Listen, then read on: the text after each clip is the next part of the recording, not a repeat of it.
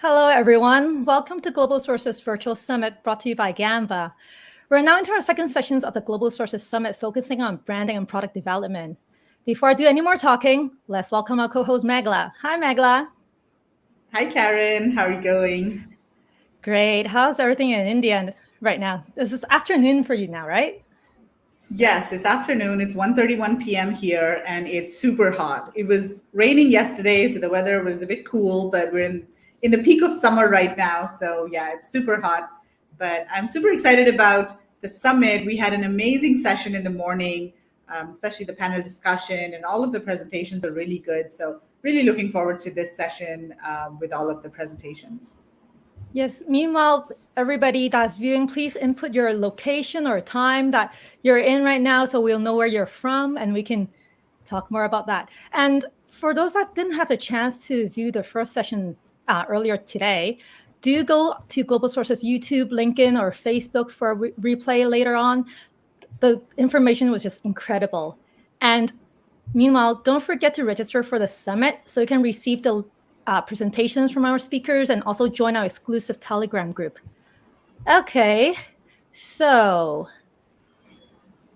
let's see. Without further ado, shall we invite our first speaker to the stage? Hi, Sharon. How are Hello. you? Great. How are you? I'm good. I'm Yeah. all good. Hi, Sharon. Hey, Michael. Sharon is an Amazon seller and coach who has some very insightful tips and experience with doing businesses on Amazon. And today she will share with us the importance of differentiation to survive in the competitive business world. Yep, Okay, Sharon, are you ready? I sure am. Should I share screen? Yes, Yeah. please. I And let's see Alright. just we say have, hi to Richard. Yeah, Richard yeah, says good evening and good day to everyone in the world. I'm ready for our second session in this virtual summit. Awesome. And yeah. Silpi says, hello from the Philippines.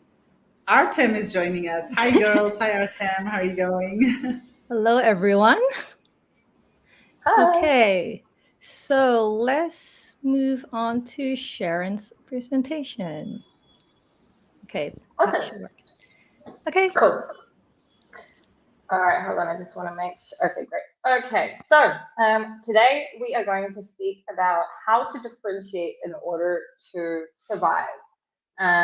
Before we start, if you don't know me, my name is Sharon Evan. I'm 33 years old. I'm a mom, an entrepreneur, a wife, a speaker, and I've been selling on Amazon since I was 15. Not on Amazon, sorry. I've been selling online since I was 15 and on Amazon since 2016. Don't have a lot of time, so this is just a little bit more about me and my community. You can take a screenshot and find me later. Okay, so Amazon is not the way that it used to be, where you could get away with just putting up a product and getting into price war basically and selling products that are copy pasted. Today that works today, you absolutely have to differentiate in order to survive. And what I always say that I want to do is I want to become a shark in a small pond rather than to become a small fish in a large pond. And you can see my very terrible Photoshop skills here of where I place this shark in this small little bowl. That's what I want to do. I want to get into a niche. I want to dominate that niche. And I use lots of different things, but product differentiation is one of the main ways that I do that. So differentiation in e-commerce. What does physical product differentiation mean when it comes to digital shelving? Because when we're selling online, we have digital shelving. We don't have the ability to show people a product as they do when they walk down an aisle. When it comes to selling on Amazon or a marketplace similar to Amazon, your differentiation must stand out from the search page, meaning your differentiation has to visibly be seen from the search page. And therefore, that's why, for example, better quality is not a differentiation point, it's a must. So if the shopper needs to click on your product in order to understand your differentiation, then you cannot rely on your differentiation to get the click in the first place. This is why, as I just said, better quality is not a differentiation, but rather a must, unless it can in some way be presented from the main image and the search page. And this is what I mean. On the left-hand side, we have physical stores. This is what it looks like in a physical store. Obviously, when you walk down the aisle, people can see your product, they can touch it, they can feel it. Whereas when we're selling online or specifically on Amazon, our aisles are the search page. And we need to be able to stick out and show why we're different and how we're different from the search page, which really gives us the main image, the title, the reviews, and the price. And really what does it at the end of the day is your main image. Before we get into different product differentiation ways, there are two very, very important things. Well, three, but two that I'll focus on. The first one is it all starts with your buyer. You absolutely have to know who it is that you're selling to in order to know how to differentiate for that buyer avatar.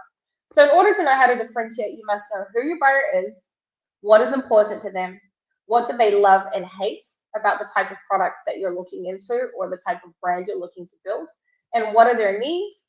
I have a whole list of different ways to understand who your buyer avatar is on my YouTube channel, so you're welcome to go check that out. Only once you know who your buyer avatar is, you can then know how to differentiate your product correctly for that buyer. You also absolutely have to know who your competitors are. You must know who your competition is inside out, which includes knowing exactly what they offer so that you understand, so that your differentiation will stand out from the crowd. There are multiple ways to differentiate. In this presentation, I'm going to focus on 5 of them.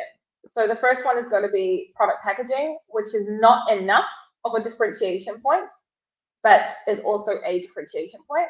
Design change to the product, bundling of products together, repurposing a product to fit a different need or a different buyer avatar, which I explained in the slides, and changing materials of the product to fit a very certain niche or a very certain need. Ideally, either all of the above or at least the first 4 are great, or at least a way to find how to combine a few of these together, because things like product packaging or materials is usually not enough, and it depends. And you'll see what I mean when we start. So product packaging. Sometimes you can really stand out and also connect with your customers through unique packaging. This is also a great way to put across your brand identity. In many cases, having unique packaging can help your product to stand out or to pop in a search page, which could lead to more clicks, which could then lead to more conversions. There are times where customers may judge the quality of a product according to the design or the material, although the product packaging can be a great point of differentiation. In many cases, it's not enough.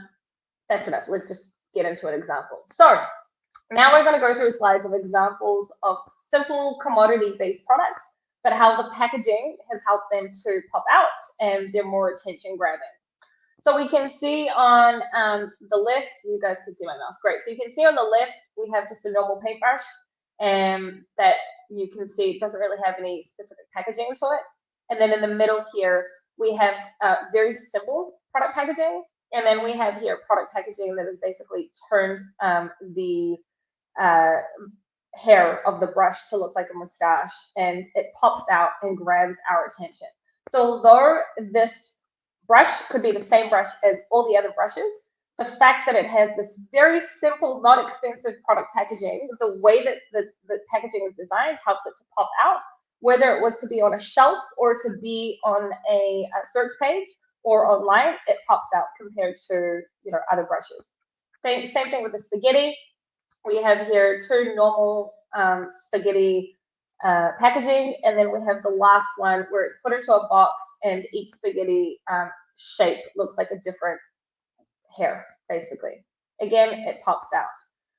More commodity looking products. Now, I'm not saying these are good products to sell online or anything like that. That is not the point of this presentation at all. It's only what I'm trying to do is implanting a seed in your mind of creativity and thinking outside the box when it comes to the products that you're looking into.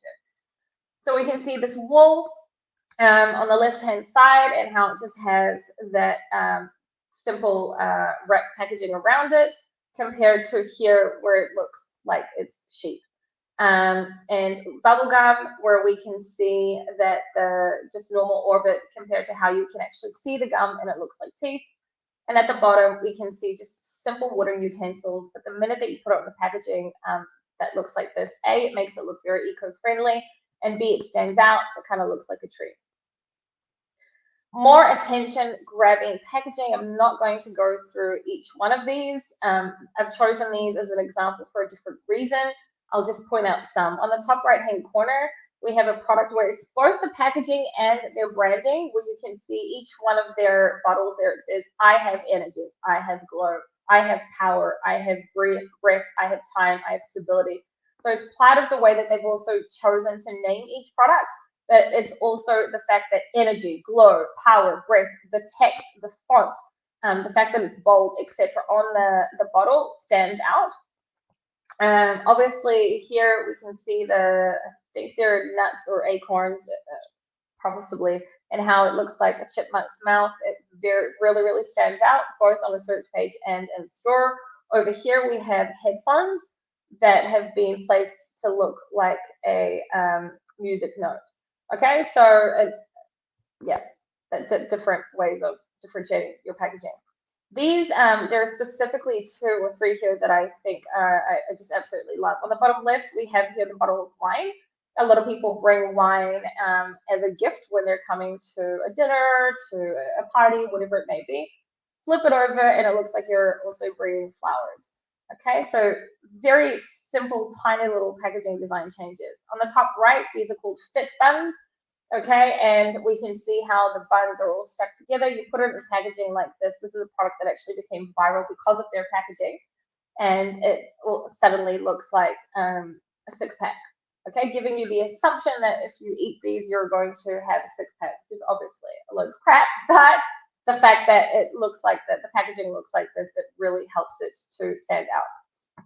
And another one that's just so simple, but so correct for this type of buyer avatar, and it's the scrunchies. So they're hair ties, and they're usually for little girls or for girly girls. You can tell I'm a girly girl with my little pink headband here.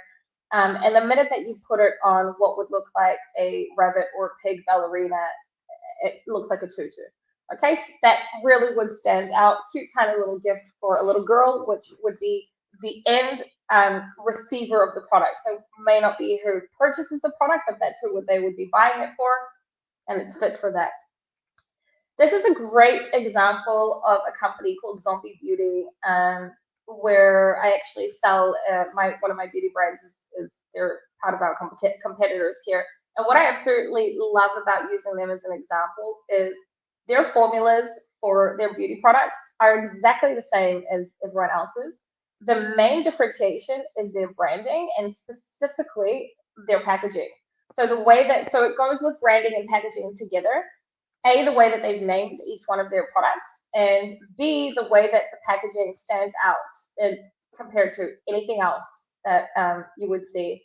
And this brand is also on Amazon.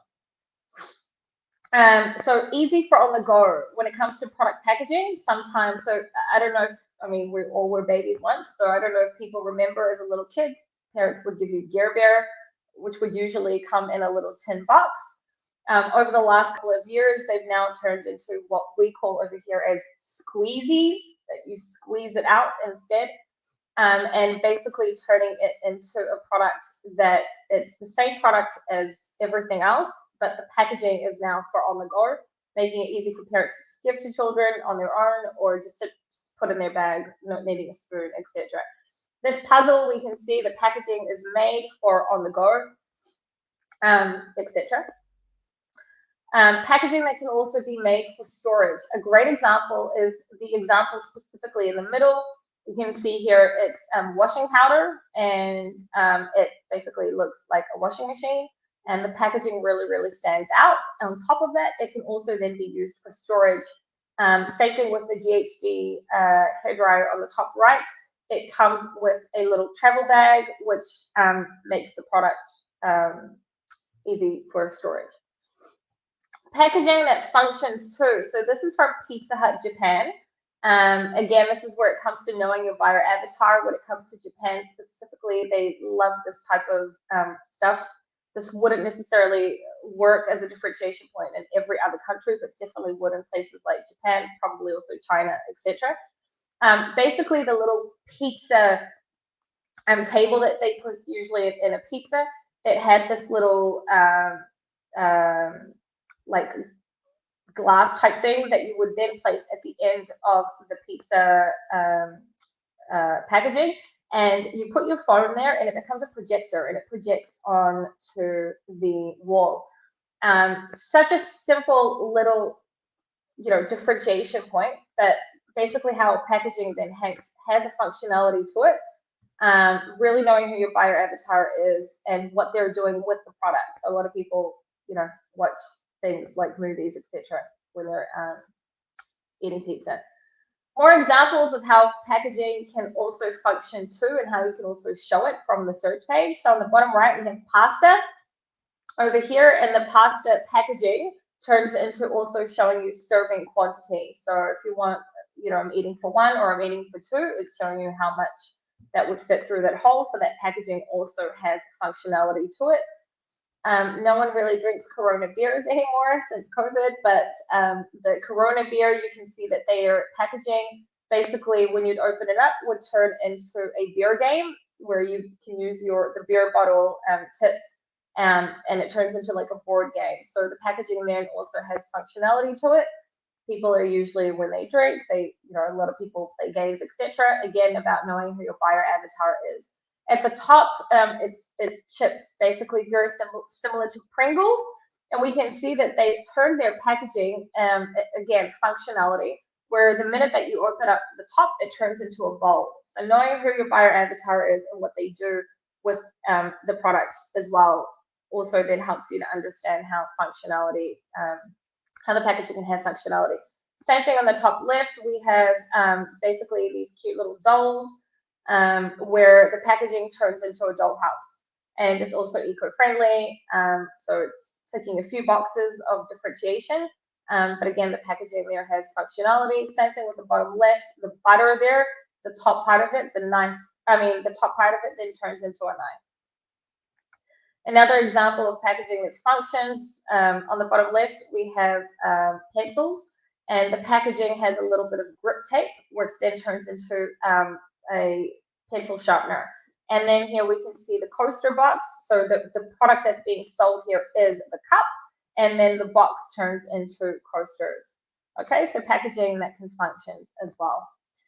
The design of the product is obviously probably one of the best ways to differentiate a product. You don't need to be an inventor in order to sell on Amazon or to sell physical products in general. You can take a product that already exists, but change the design to appeal a very specific buyer avatar.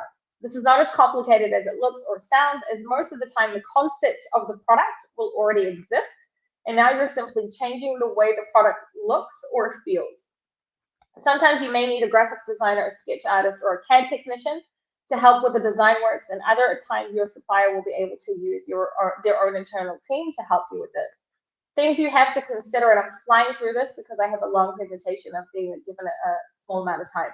So things to consider. You may want to get a design patent on your design to protect your IP. This takes time, and obviously you should seek legal counsel for this, a design patent lawyer. You may need to get your own mold made, which may also obviously cut into your budget, may not be within your budget, so you need to look into this. You can use community groups around your product. So for example, Facebook groups, and I give an example of how I do that in this presentation, or something like Pickthrough or other resources to verify your design before you actually make your product, and make sure that it makes sense for your buyer avatar, and obviously also for Amazon. Not every differentiation point makes sense specifically to be sold on a platform like Amazon. Making a major design change to a product can also delay your speed to market, which is something important to take into consideration as well. So let's look at examples of design changes. I'm going to take a really quick sip of water. One of my favorite examples is such a simple one, and it's the anti-theft lunch bags. So it's a gag product. Gag meaning it's a funny product. It's usually bought as, a gag, as it's something funny. But basically, it's just normal sandwich bags where normal sandwich bags that have little green stains on them to then make it look like it's moldy when really it's just a bag. So it's a funny product, very simple, like really simple design change. What we've done is added little mold stains on something that basically already exists. The top right, imagine that you're at the beach with your kids, and what kind of popsicle are you going to buy them? A normal popsicle, or one where the stick then turns into a little dinosaur game that they can play in the sand. Okay, so very, very simple little change. I have other examples, so I'm going to fly through this one. This is one of my favorite examples when it comes to the design of the product. So I don't need to invent a cup. Cups already exist, right? I didn't invent a cup. But knowing or focusing on a very specific buyer avatar, so let's take gamers as an example. If I was to make my own design of a very specific cup, I'm no longer selling a coffee mug. I'm selling a gift for a gamer. Okay, or if I am selling, so I, for example, if anyone follows me and knows me, have an obsession with owls. I absolutely love owls. So if I was to make a cup look shaped like this white owl, I can then also now target Harry Potter lovers. Again, knowing who your buyer avatar is. I wouldn't even be going after the keywords related to mug. It would be Harry Potter specific gifts because of the owl, the white owl from Harry Potter, without infringing on any copyrights. It's just a very similar owl, but it isn't the owl. On the bottom left, this is $1 million brand, way more, it's probably like a $20 million brand, but $1 million product. And all it is really is just a cup where they've made a theme of a basketball. They also have it as soccer and baseball and many other sport related cups, where you basically, it also becomes like a game where you shoot your marshmallows through it. Again, knowing who your buyer avatars are, especially specifically in America where hot chocolate, etc. is a big thing. On the bottom right, we can see the golf cup, basically for golf lovers, etc. So if I was to say to someone, well, I'm, going to sell a coffee mug on Amazon, they'd say, hey, what's wrong with you? Coffee mugs are so saturated. But the minute that I change the design of the packaging of the cup, what's written on the cup, it's now a different story because I'm selling to a very specific buyer avatar. Another example of design change or designing or a change of design of the product, again, it all comes down to knowing who your buyer avatar is. So watering cans has search volume on Amazon of something like 300,000. And obviously, I don't want to sell a watering can like everyone else. If I was to sell a watering can, I want to bring some sort of differentiation to it. We can see here, because indoor gardening in the past couple of years has become a big thing where you need to also spray the plants. And again, about knowing your buyer avatars, we can see that there's many bundles that have been created with a watering can and a spray bottle, and then someone very, very smart basically just put the top of a spray bottle on a watering can and made it a 2-in-1. Such a simple design change, such a smart design change as well. On the very right, so the downside to watering cans, for example, where there's a lot of demand for them, it's a product that takes up a lot of volume, especially bringing it from a country like China or India to the US. Sending something like that overseas, it costs a lot of money. So someone here has created basically a portable one where the middle of it is kind of like a bag. So very, very simple design change. And then on the left, watering can, but making it specifically look like a unicorn, for example, and selling it to a very specific buyer avatar, which is little girls related. I'll focus just on one here because I know I'm running out of time. So we see the gnomes here. Okay, gnomes are a big thing as well, especially in America. If you sell to America, not only also in Australia and New Zealand. I'm originally from New Zealand, and gnomes were a big thing even when I was little. Garden gnomes. So just changing by changing the simple design, making so on the bottom left we can see here this garden gnome. They have different hats for different occasions. So for example, for 4th of July, for Halloween, Santa, etc. The viper one, the funny unicorn rainbow one, etc. These are products that just you need to understand by your avatar, and making funny gnomes is a very simple design change. When I say simple design change, I mean as a thought process, not necessarily making a product. It's not as simple. There's a lot of manufacturing that goes into it, etc. But it's a simple design change. I didn't invent something here. Okay, bundling of products. You can take a screenshot because I'm going to fly through this to understand how to know how to bundle products.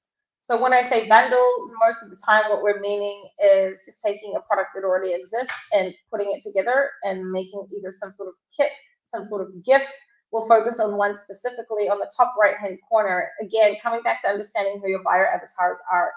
In America specifically, nurses need to buy all of their own gear when it comes to a stethoscope, when it comes to the pen with the light, when it comes to the bandage scissors, everything they need to buy themselves. They are not given any of this when they go and work at a hospital.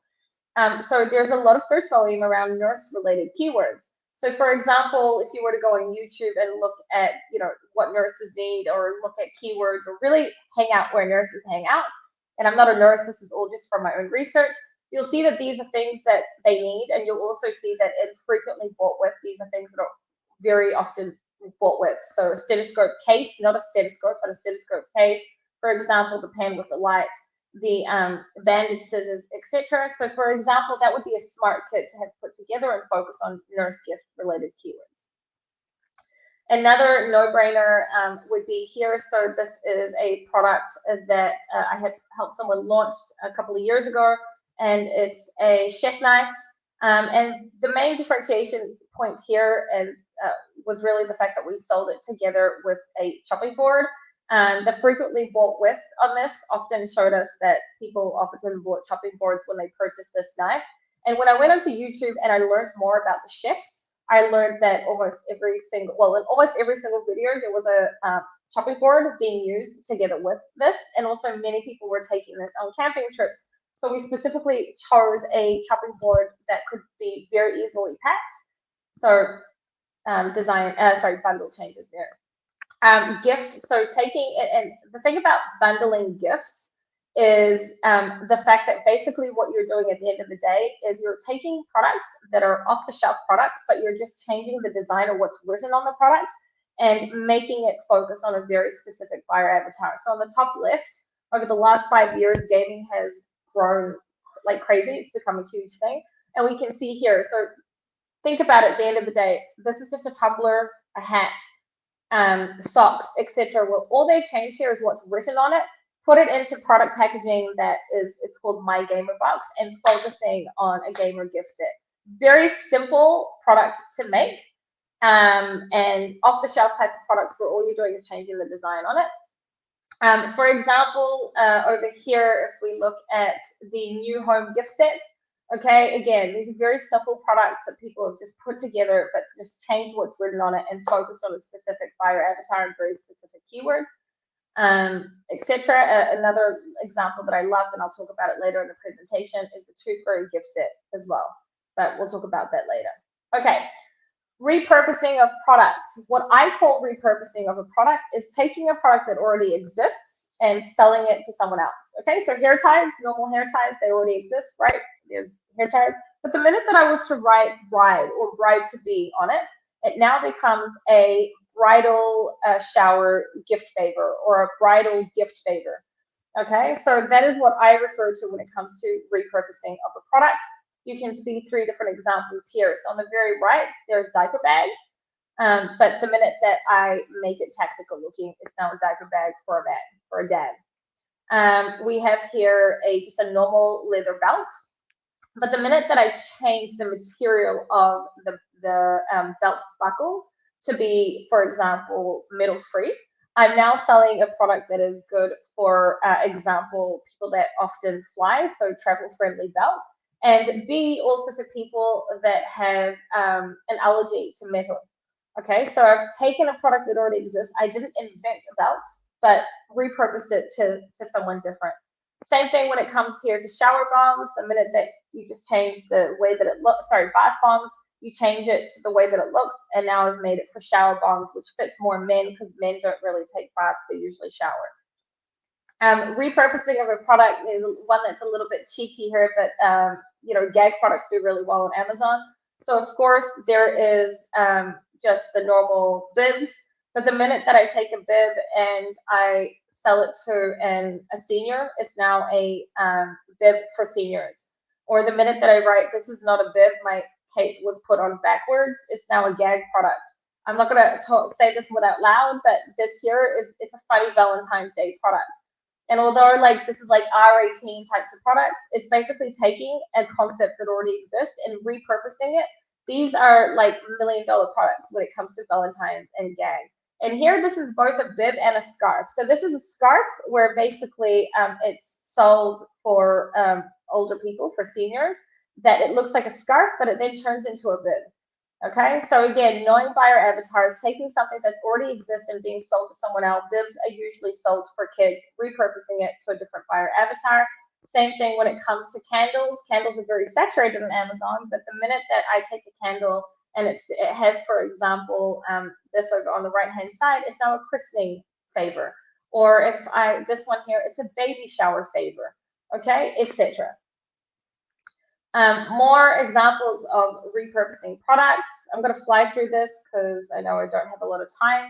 This is also one of my favorite examples. So duct tape already exists, but the minute that I just changed what's on the design of it, I now have a product for kids, right? So they play with cars, etc. This is a it's not duct tape, it's kind of like masking tape that becomes a road, and you can put it on the floor for kids to play with. So I've taken a concept that already exists, but selling it to someone else, repurposing a product. Same thing, I'm actually in the middle of moving house, where you can see here the duct tape or the masking tape here. The minute that I've written on it, bedroom, bathroom, kitchen, blah, blah, blah, it's now a product for when people are moving house. So it's going after totally different keywords. This is just a quick hot tip. So by hanging out where your buyers hang out, you can find so many products and great differentiation ideas. If in a Facebook group, go to media. So if you're in a Facebook group, you can go to the media section, which basically just shows you images. And many times you'll see products there. And you can see how I do this. This is in the Kauai. This is a group with 50,000 almost members in it. Montessori, 350,000 members in it. A camping group with 33,000. I basically go to media. I look at the different types of products they have there. So A, I'm hanging out where my buyer avatars hang out. B, I'm seeing products that they like and they use. That then helps me also to think of differentiation. So this is an example of how Kauai basically is got more than 300,000 search volume on Amazon. At the time of updating this presentation, it had around 151,000 per month. Just the word Kauai, which means cute in Japanese. So I hung out in many different Facebook groups around Kauai, and then I saw this actually multiple times in multiple groups, which is basically a post that is about this pink garbage bag by Glad. Obviously, Glad's a big brand, but just a pink garbage bag by Glad that also has a really good smell to it. And this post has 1,000 likes at the time of me taking the screenshot, 163 shares, and 66 comments of women saying how they absolutely love this like pathetic product. And really all it is a pink garbage bag. But the minute that I sell a pink garbage bag together with a pink garbage bin, I'm no longer selling a trash bag. I'm selling a product that specifically can be repurposed to the Kawaii niche. So I'm going after a specific buyer avatar, which are Kawaii lovers. I would be selling a trash can, for example, in a bag set, but targeting the Kawaii-related keywords. So I wouldn't even be looking at the keywords related to the trash bags. The same thing where I gave the example with the gamers coffee cup. Okay, I wouldn't even be focusing on that. So this is another example. And this is how you can just take really generic products, but repurpose them to a different buyer avatar. So, or here you can see, if I was to build a brand around Kauai, so on the left-hand side, I have here bed sheets. Bed sheets are very saturated on Amazon, but the minute that I put a very specific looking design on it, I can now specifically target Kauai-related keywords. Same thing here with the pillowcases, same thing here with this mirror, etc. These are very social media worthy products. It will be very easy to find influencers. It's easy to sell again and again to that type of buyer avatar, and it's a very simple design change, mostly, okay, mostly, not all the time, but mostly. So over here, for example, these clothes hangers, it doesn't require a mold. It does require, possibly a CAD, etc. Very simple product, but it does require a little bit more than just changing the design here, okay? But very simple design changes for like simple products where I've repurposed them for a different buyer avatar. Another example here is the tooth fairy niche. Okay, so do not disturb signs already exist, but the minute I write Tooth Fairy, please visit me tonight, I've now repurposed it for a different purpose. More examples. I don't have a lot of time, so I'm going to have to fly through this. And then the last example was when it comes to changing materials or ingredients of products. So as the world becomes more eco-friendly, certain materials may stand out more to a certain type of buyer avatar just because they believe in a certain cause. Also, sometimes you may see a product that is made out of a very specific type of material, but you know that if it was made from a different material, that it could be stronger, better, more durable, waterproof, or can add an extra element to it, which fits to a very specific buyer avatar need. So these are some examples. I spoke about it earlier. The minute that I changed the material of the buckle belt, the belt buckle, I'm now selling a metal-free belt. The minute that I've created a flame-resistant shirt, okay, it's going after a very specific buyer avatar. The minute that I add a glow-in-the-dark effect to a sleeping bag, or the minute that I make a silk-specific pillowcase, it can also go after anti-aging keywords. Gift wrap that grows. So it's taking a product that exists, which is gift wrap, but made out of a material where you put it in the ground and it's seed paper, basically. Another example here, Megla also sent me this cup, so you can see here as well. Great example.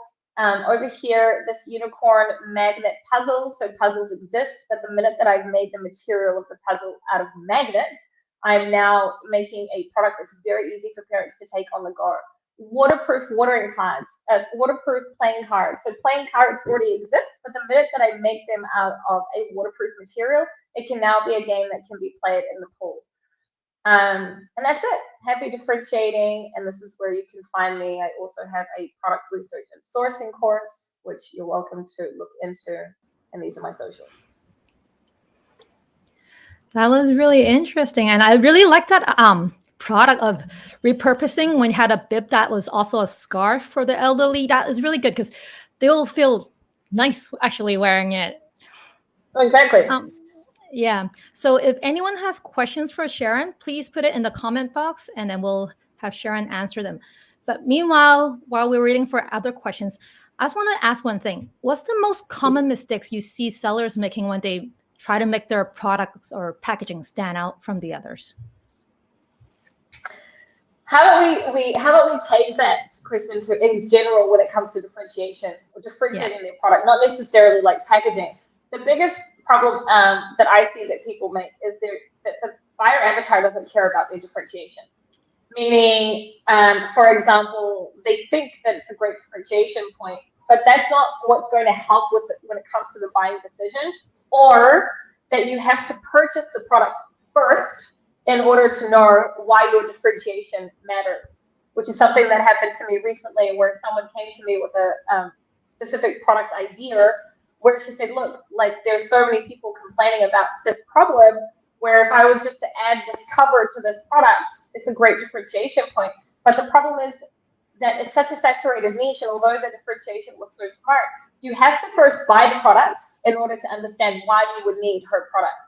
So understanding that the buyer avatars need to A, care about your differentiation, they actually need to see how it solves their problem from the search page, and B, the differentiation being something like quality or something like that. That's the biggest problem I have with when people are like, but my product's so much better than everyone else's. And I say, but I have to buy it first, right, in order to know that. And that's why quality, in my opinion, is not a differentiation. It's a must. We always have to make the best quality products. So that's two of the most regular things that I see. Very true. Okay. I guess people are still thinking about their questions. So for those that are interested, that was fascinated by Sharon's presentation, you can reach out to her on sharonevan.com. She'll happy to answer your questions there. Thank you very much, Sharon. Thank you. Bye. Thanks a lot, Sharon. Great content. Bye. Thank you. Bye-bye. Okay. Up next, we'll have two product showcase. First of all, we'll have Jillian from Dongguan Neath Electronics. Hi, Jillian. Hi. Nice to see you again. We also have Megla, our co-host here. Yeah, Hi, Jillian. How are Okay. you? fine here. Okay. So you want to share your products as Type C USB hub, right? Yeah, Okay. So please do tell us more about your company and your products. okay. Now let's start my presentation. Please. Okay. Hey guys, this is Jillian from Dongguan Nest Electronics. We are a manufacturer of audio and video accessory. Now let me introduce something about our company. Established in 2013, our company is located in the most beautiful town of China, Dongguan Qingxi, and now we have nearly 10 years experience in this field. And in 2018, our company was chosen as the high-tech enterprise. And in 2020, we certified HDMI adapter, and last year our company passed the BSCI factory audit. And our product can be divided into three categories. That's hub, adapter, and cable. We can find that the new large laptop are with ultra thin and lightweight design, like this MacBook. It is simple, elegant, and noble, but with less interface. So this is what it looks like in the practical use. You need to use a hub to connect to many accessories like mouse, keyboard, network cable, monitor, and so on. Especially in this special time, you need to you may need a hub to help you to improve your working efficiency. And for this 4 to 1 AV adapter, it just as the combination as this four cable. So it has four different input. So you can connect your your device with with any interface to TV, monitor, or projector with HDMI input. So and you can press the switch to change the interface. So it is very suitable for the meeting and the presentation. And we can find that most mobile phones have eliminated the handphone jack and combined it with the charging port. That means your previous handphone cannot be used. So you may need a USB-C to audio adapter to help you. And for this right angle design, we have got a pattern of it. And when you use this adapter, what should you do when your phone shows low battery? That is our then we design another adapter with a headphone jack and with a charging port. So you can use your handset and charge your phone at the same time. And recently, we launched a new series USB-C hub. It, it with a 4K or 8K logo on the aluminum cell, so it looks more advanced and unique. Especially for this 10-inch USB-C hub, it is especially designed for the iMac. That's all.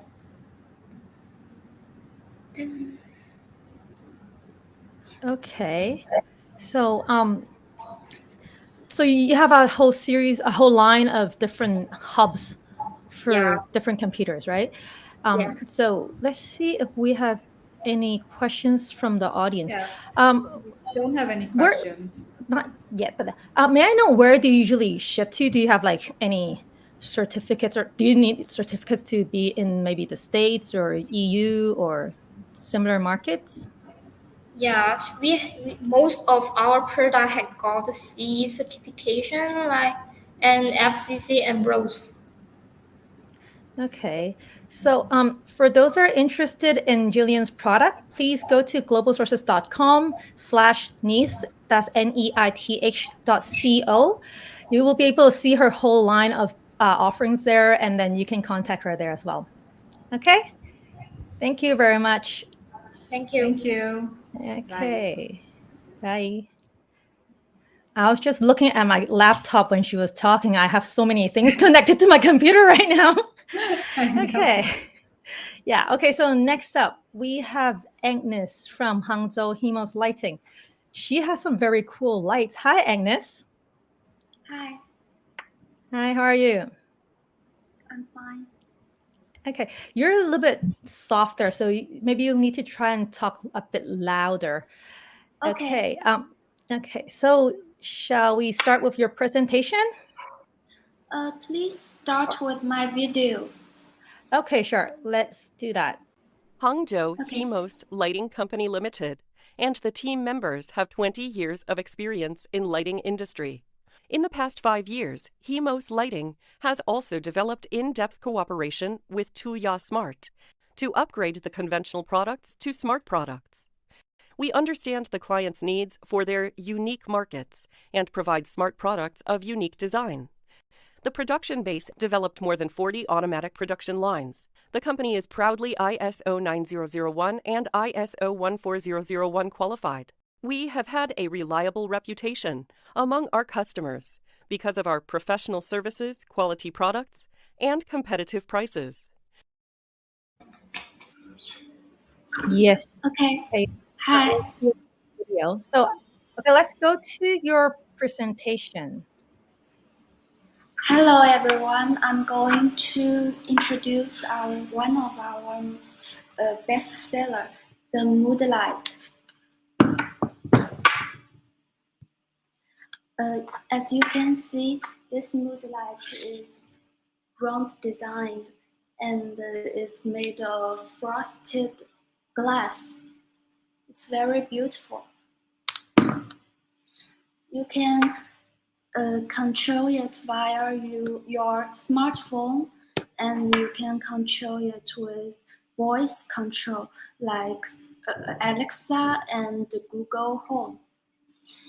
Also, it has biorhythm and wellness function. This lamp could create ambience in a room with delicate combination of hue, color, temperature, and brightness. What's more, the wellness function allows the lamp to adjust color and brightness according to the wake-up time you set, which can improve sleep quality and help you to wake up refreshingly. Let's see more about wellness function. There are multiple scientific studies on the effect that light has on sleep quality and general well-being. Based on these studies, Tuya Smart developed the wellness function. This exciting new feature enables lighting devices to gradually and scientifically adjust color, brightness, and temperature of the light according to the time of day.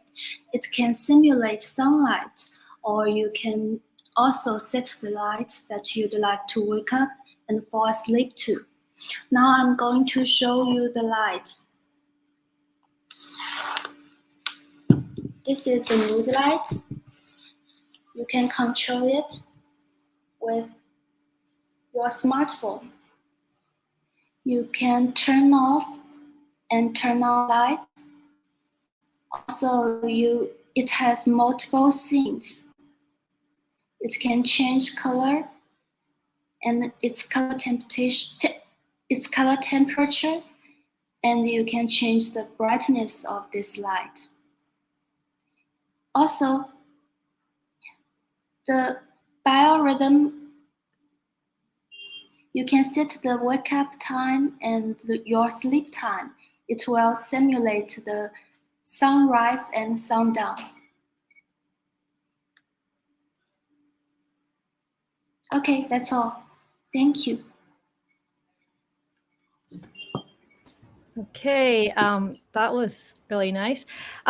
That light would make a perfect Christmas present, I think. Yes. Yes. Okay. So seems like we don't have any questions from the audience yet.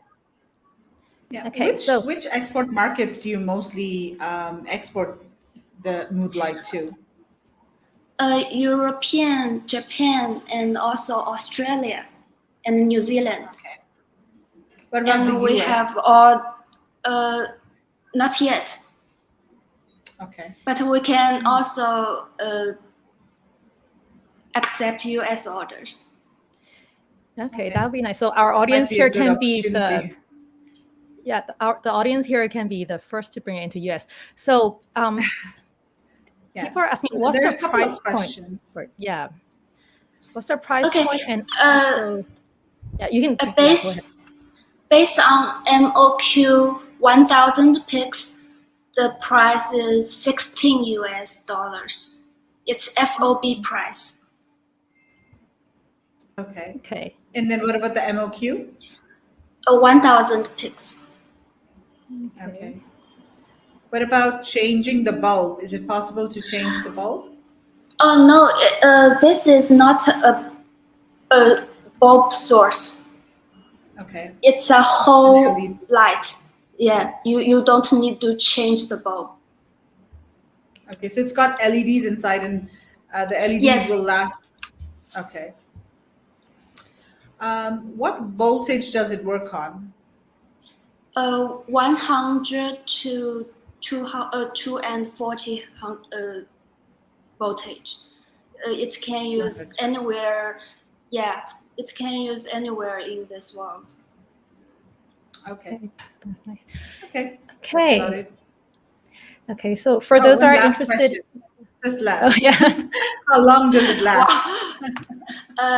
The working hour is 20,000 hours. 20,000 hours. Okay. Yes. That's a long time. yeah.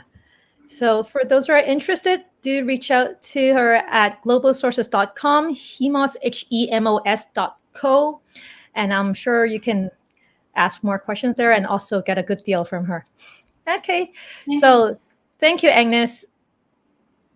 Thanks, Thank you. Agnes. Bye. Thank you. Bye-bye. Bye. Okay, next up we have the speaker from our sponsor. Hello. Hi, Neil. Good morning or good afternoon, depending on where you are. Hi, Yes. Neil. Hello. Hi.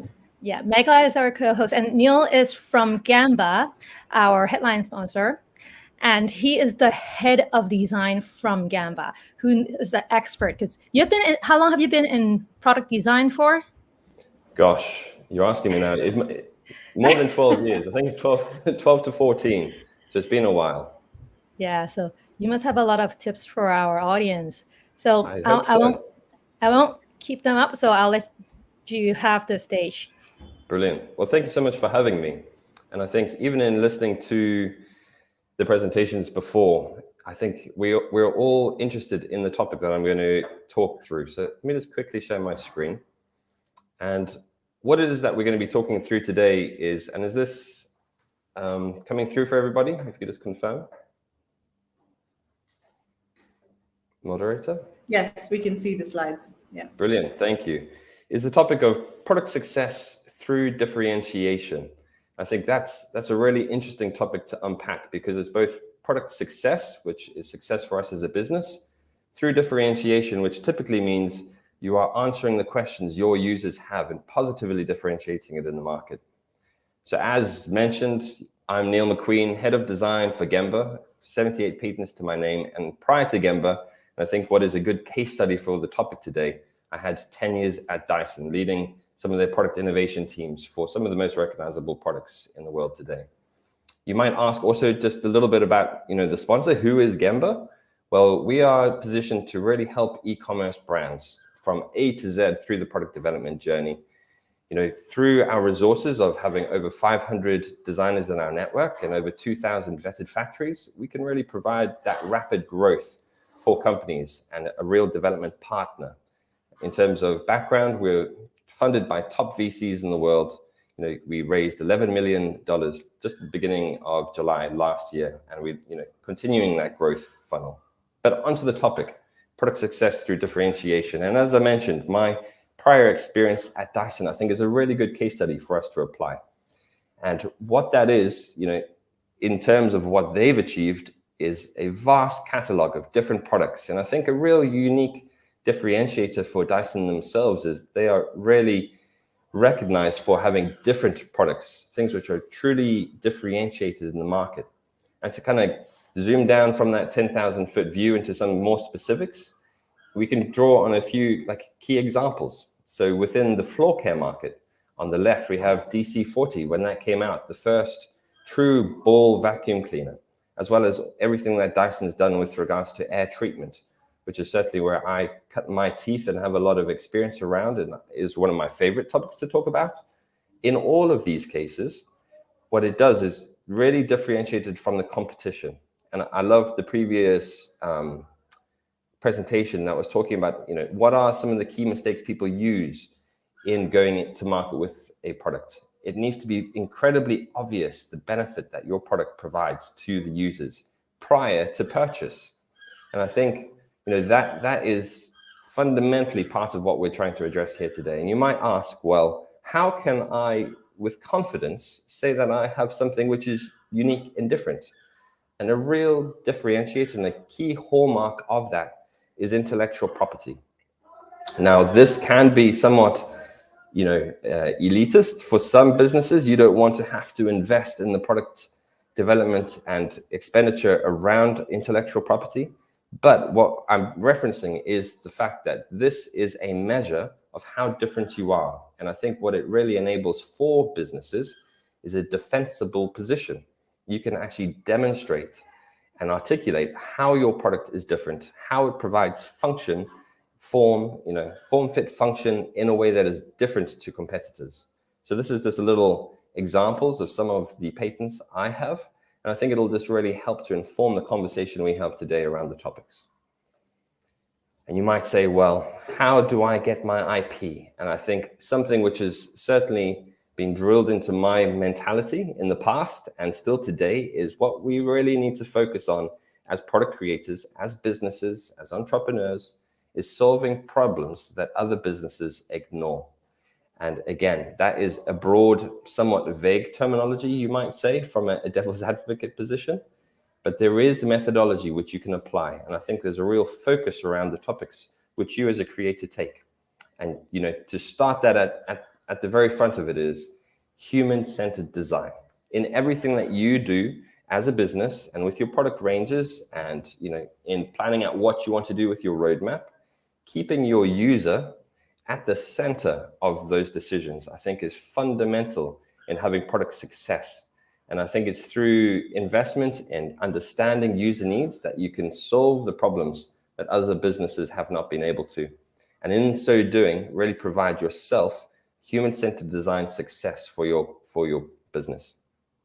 So in terms of what are the core activities as part of human-centered design, and I'm just going to talk through some broad topics very quickly, then jump into some examples, and then we'll unpack this a little bit more towards the end of the presentation. So the core fundamental activities of human-centered design: ideation, inspiration, implementation.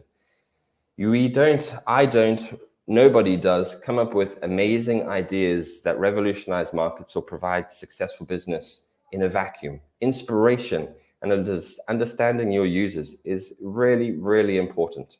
It's through that inspiration cycle and surrounding yourself with content and people's opinions, reviews, conversation, collaboration, that you get ideas. It's through that melting pot of conversation and inspiration that you get the ideation phase coming to life. And what's really important through that ideation, that is, you don't take things as for granted. You essentially have to be your own worst critic. And is this actually the right idea? Does this solve the problem? And it's through that phase of implementation and testing that you really fine tune your ideas. So this, being a process which we'll break down later, which can be from left to right, a linear process, but it's really important that you hold all of it lightly, that it's a cyclical, interwoven process, that you're always challenging the assumptions you made earlier in the process. And as I mentioned, challenging. What are the guiding principles for all successful product development?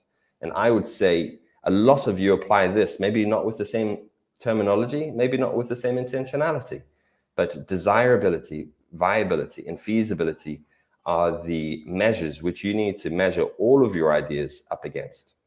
fundamentally, nobody wants to buy a product that is undesirable. It looks ugly in your kitchen. It looks, it's something which is hard to interact with. Desirability is incredibly important in the marketplace.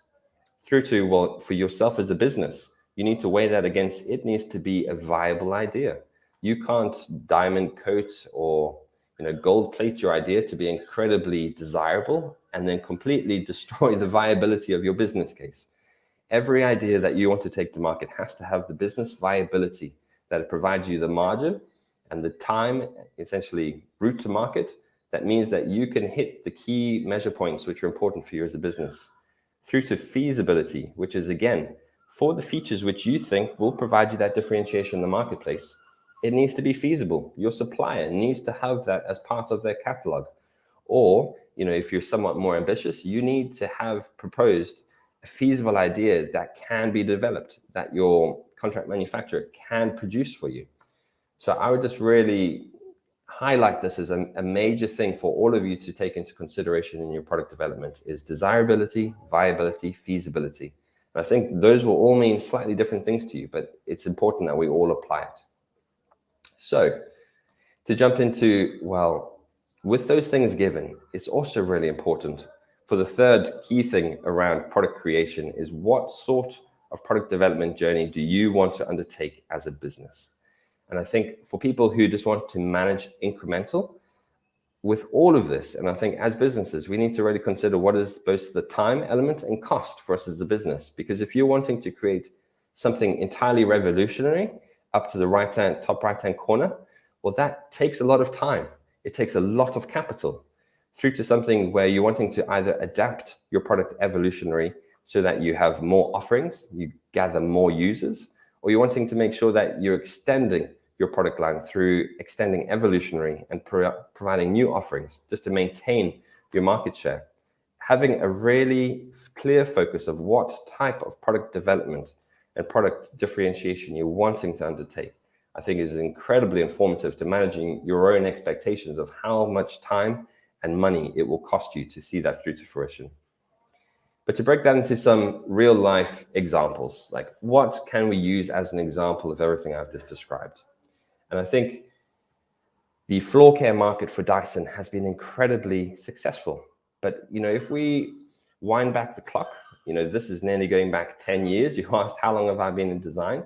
This is nearly 10 years ago. And what we saw with Dyson in its early stages was on the bottom left-hand corner, DC25, I believe I'm correct, in terms of this was their 25th iteration of their vacuum cleaner. And it was actually, in that case, the first time they applied ball technology. But I mentioned that core activities of inspiration, ideation, and implementation. In talking to customers and in being really attentive to what were people saying about the product, it was actually very apparent that a lot of users were finding the fact that all the ducting on the outside was actually not very desirable. They didn't like the visual representation of it. It was also somewhat intimidating for them in terms of, well, I don't feel confident in interacting with what appears to be a very technical product. There's ducting here. I don't really understand it. So it's really being empathetic to that approach from our clients that informs, well, what is the design principles we're wanting to apply to the next iteration of this product? And the very clear direction we wanted to do there was to extend that product evolutionary into its next iteration. And that's what we did with what we would describe as the first true ball vacuum cleaner, where everything that was inherently part of that product's functionality was inboard of that ball. You see the top right-hand corner.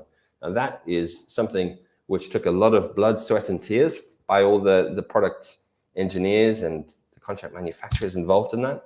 But I think the really important thing to mention there in context of our conversation here today was what that did was really listen to the users that were using our product and adapt our product, not only to essentially address the feedback, but also to improve the functionality of the product. And what that product did at the time, this is old in terms of what is on offer right now.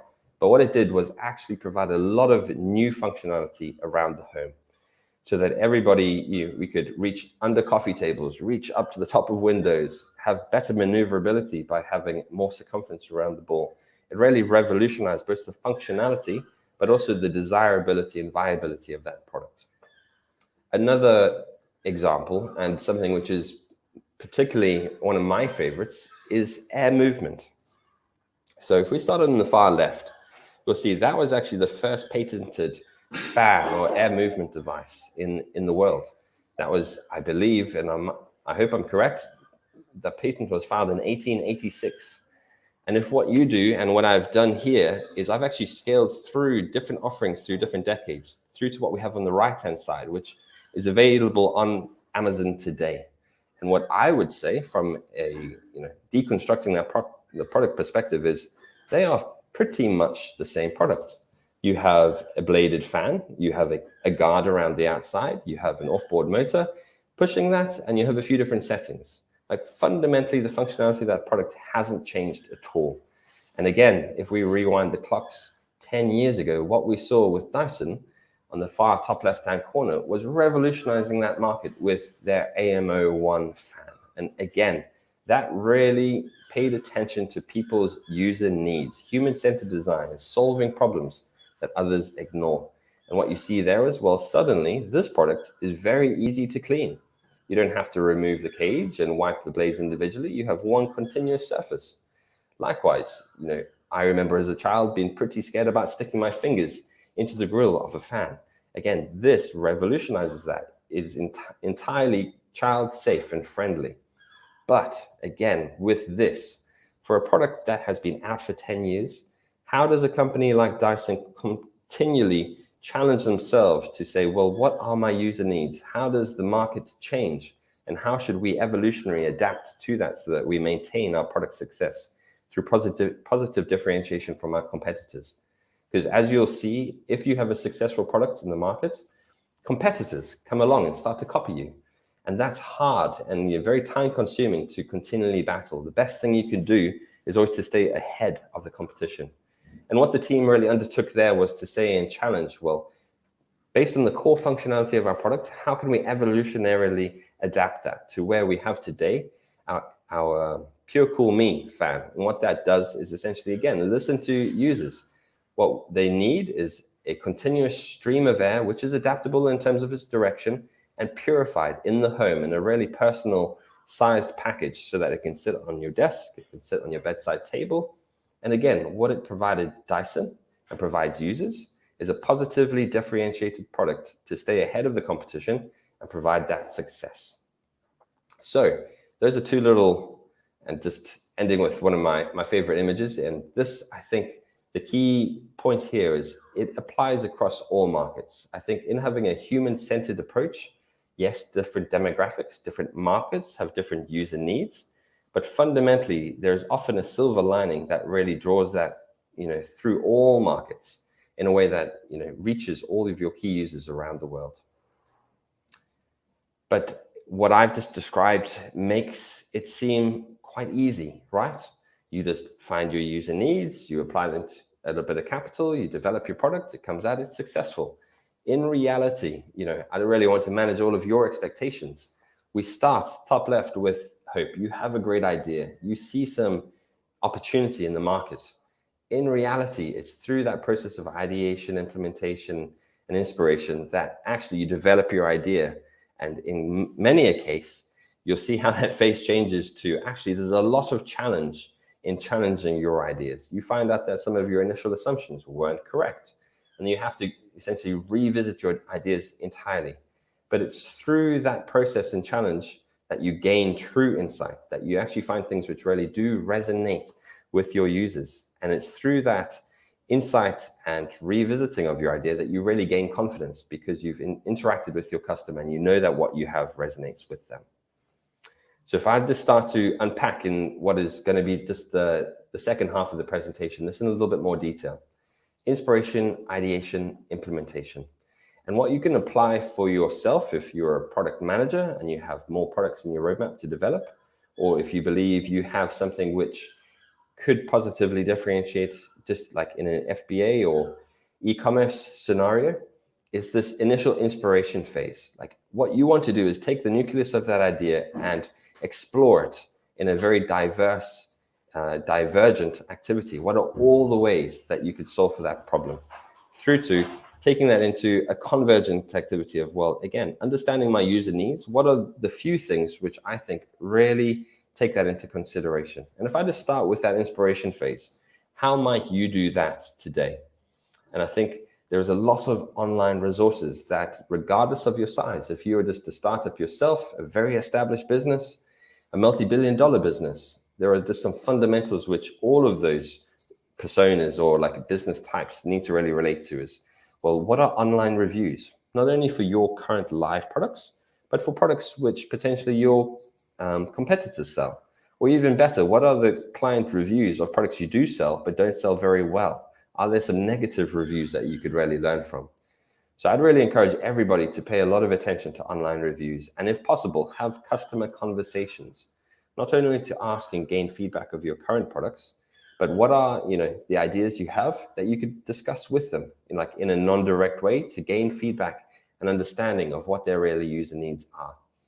Through to understanding in a lot more detail the personas. Who are you servicing with your business? And I think typically we refer to that as the personas. Understanding the demographics, the markets. And in understanding them and unpacking that a little bit more, you develop what I described as the latent needs. Which is essentially, some people don't know what they really need. They don't really know what that next revolutionary step for a product, which the oh wow moment is. But it's through conversation and understanding their user needs and their essential habits that you can start to spot some trends. Like, what are some things which aren't being addressed by products in the market? And I think that then cascades into a market analysis. What are the competitors who are established in those segments that you're looking at? Is there essentially a gap in that market for both spec versus cost in terms of some land grabbing activity that you can say, I am targeting my product development around this segment of the market? And it's that real focus that can provide the right sort of context for the inspiration. Like, what are all the ways that you could solve for this? And I would essentially put this into what I refer to as a core matrix, core requirements matrix. And we mentioned desirability, viability, feasibility. That is very moldable to your product and your business's essentially approach. But what I would list out is, what are those fundamental items that for you as a business are core to your success, those guiding principles which I just mentioned. And you can essentially adapt those requirements to whatever it might be, and it provide a weighting. I think the weighting applies to, what things are particularly important within that. And you'll see how that applies to a matrix subsequently on. But with all of this inspiration, I think I'll just really major on the fact again that good ideas and solutions don't happen in a vacuum. You really need to try and have a conversation, not only with your internal teams, but with the clients which you want to try and get as your client versus the clients which you're already engaged with. What are the areas and needs which you aren't servicing very well for them? And there are also some very easy fundamental rules for what is typically called brainstorming or ideation. And I would just really encourage that if you get that core focus group around an idea, a problem set, I would really focus on deferring judgment. There are no ideas which are too crazy. Encourage wild ideas and build on the ideas of others. Whilst you're doing that, really focusing and staying on topic of, again, like, what are the requirements we're looking to solve for? And try and be visual and go for quantity.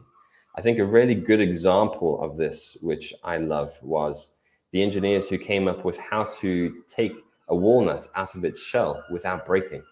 So if we dial back the clocks again and say, well, how did they do that? At the time, they had no process by which they could take a walnut out of its shell without fragmenting it, breaking it, like through a crushing activity or a apparently expensive activity of having people on the line removing the shells. So they were going through that ideation process, and one of the engineers said, I have a crazy idea. I hope you don't mind me sharing, but it sounds stupid, but what if we had tiny little people on the inside of the shell that can break through from the inside out? That way we protect what's on the middle. Crazy, right? But okay, well, let's go with it. Let's build on it. How can we provide something on the inside? Or might we say pressure? How do you provide pressure? And those engineers came up with the ingenious solution of putting walnut shells into a vacuum so that the air inside the shell had to escape. in so much doing, then exploding the outer shell off a walnut, leaving a purely like a perfectly intact walnut in the middle. So I just really encourage everybody in looking for product success through differentiation, developing better features, that go with wild ideas and make sure that you stay focused on your topic, but see how you can develop those things to be applicable solutions for your technologies. And I mentioned that requirements matrix. In going through these ideation sessions, you could come up with, and I've had experience of coming up with hundreds of ideas. I think the really important thing here, again, is with your requirements matrix on the left, you can go through and methodically score how do you think each of those ideas performs against what I am looking to solve for. And that can be time consuming, but what we're doing here is to say, let's invest in your ideas early on so that, yes, a little bit of time investment at the front, but you can have real confidence in developing that through to fruition with your supply chain to say, I have confidence that this really meets the needs of both my user and myself as a business. So something as an example here from 10, it very clearly states through the matrix, what are the 3 that I want to take forwards into further development?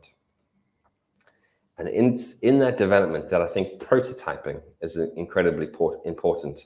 And I guess I may be talking somewhat technically with regards to new product development, but this is also something with, if you're picking up something established and you're wanting to change, just a few examples. I remember from the keynote speech before where somebody had, it just stuck in my mind, someone had put a sticker of like a moldy patch onto an existing product. Like that's something which you can mock up and test yourself very quickly. Like talk to a few existing clients, like what do you think of this idea? And I think this is just an example of how prototyping your idea throughout the development journey, albeit with a technical example, is something which allows you to gain feedback from not only your users, but gain feedback from your internal teams as like, how are we actually doing against the vision of what we're looking to execute? And it's through this process of inspiration, ideation, implementation in a cyclical way that you're always challenging the assumptions that you've made yourself and applying that learning, against desirability, viability, and feasibility that I think, for everybody, regardless of size or development or maturity in your product line, you can really look to provide your business with product success through differentiation. So that's the speech. I'd be happy to take any questions.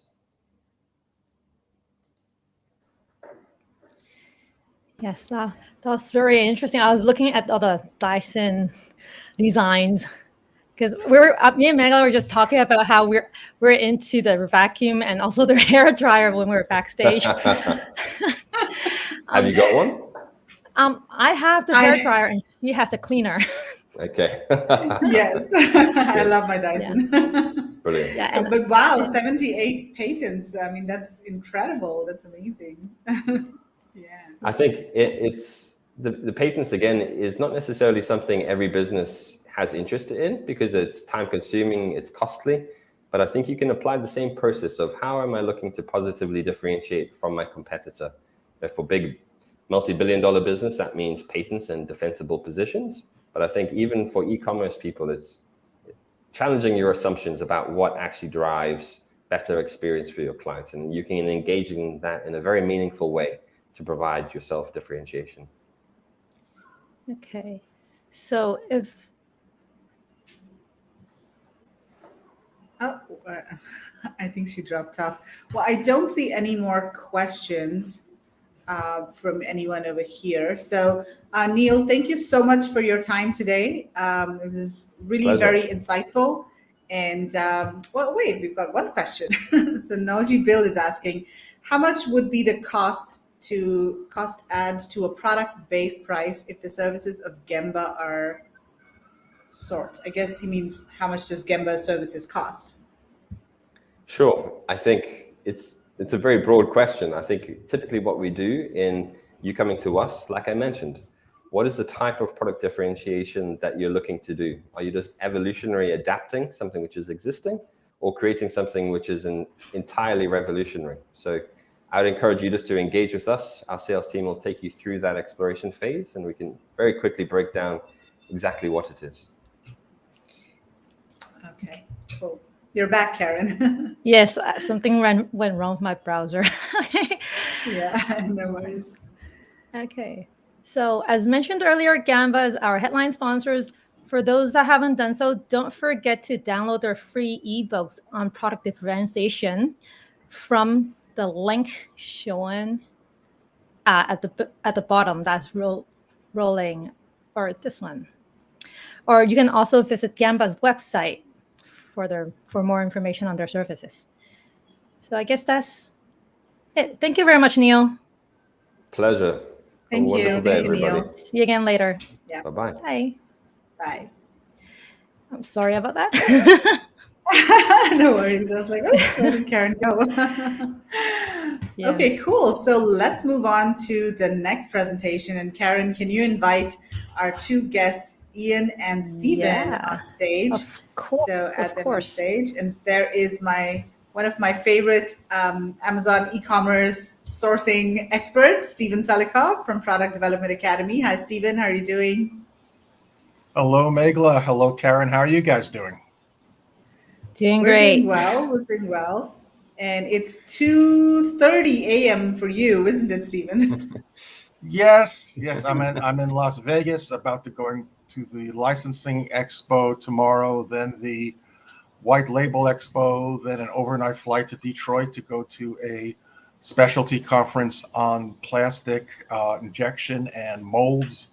And I am looking forward to, Ian and I were talking earlier, I'm looking forward to going to all sorts of sessions, sitting in the front row, asking questions and learning as much as I can. So it's 2:30 and it's a great week.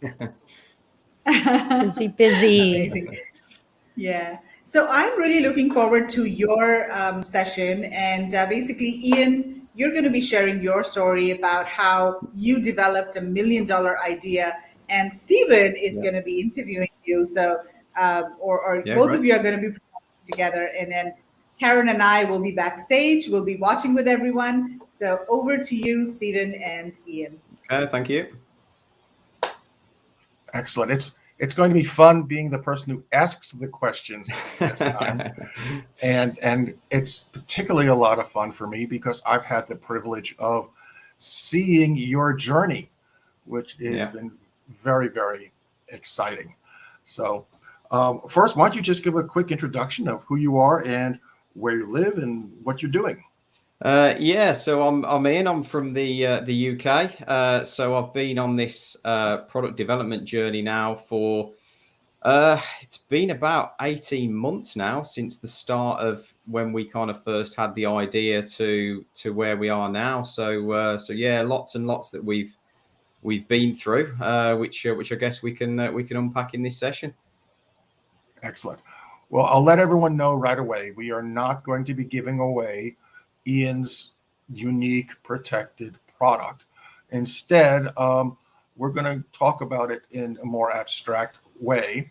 The best way to do that is to describe his products in something similar. So we're going to talk about a cookie jar, which has lots of different designs and so on. And this way, we can talk openly about the cookie jar without giving away his product idea.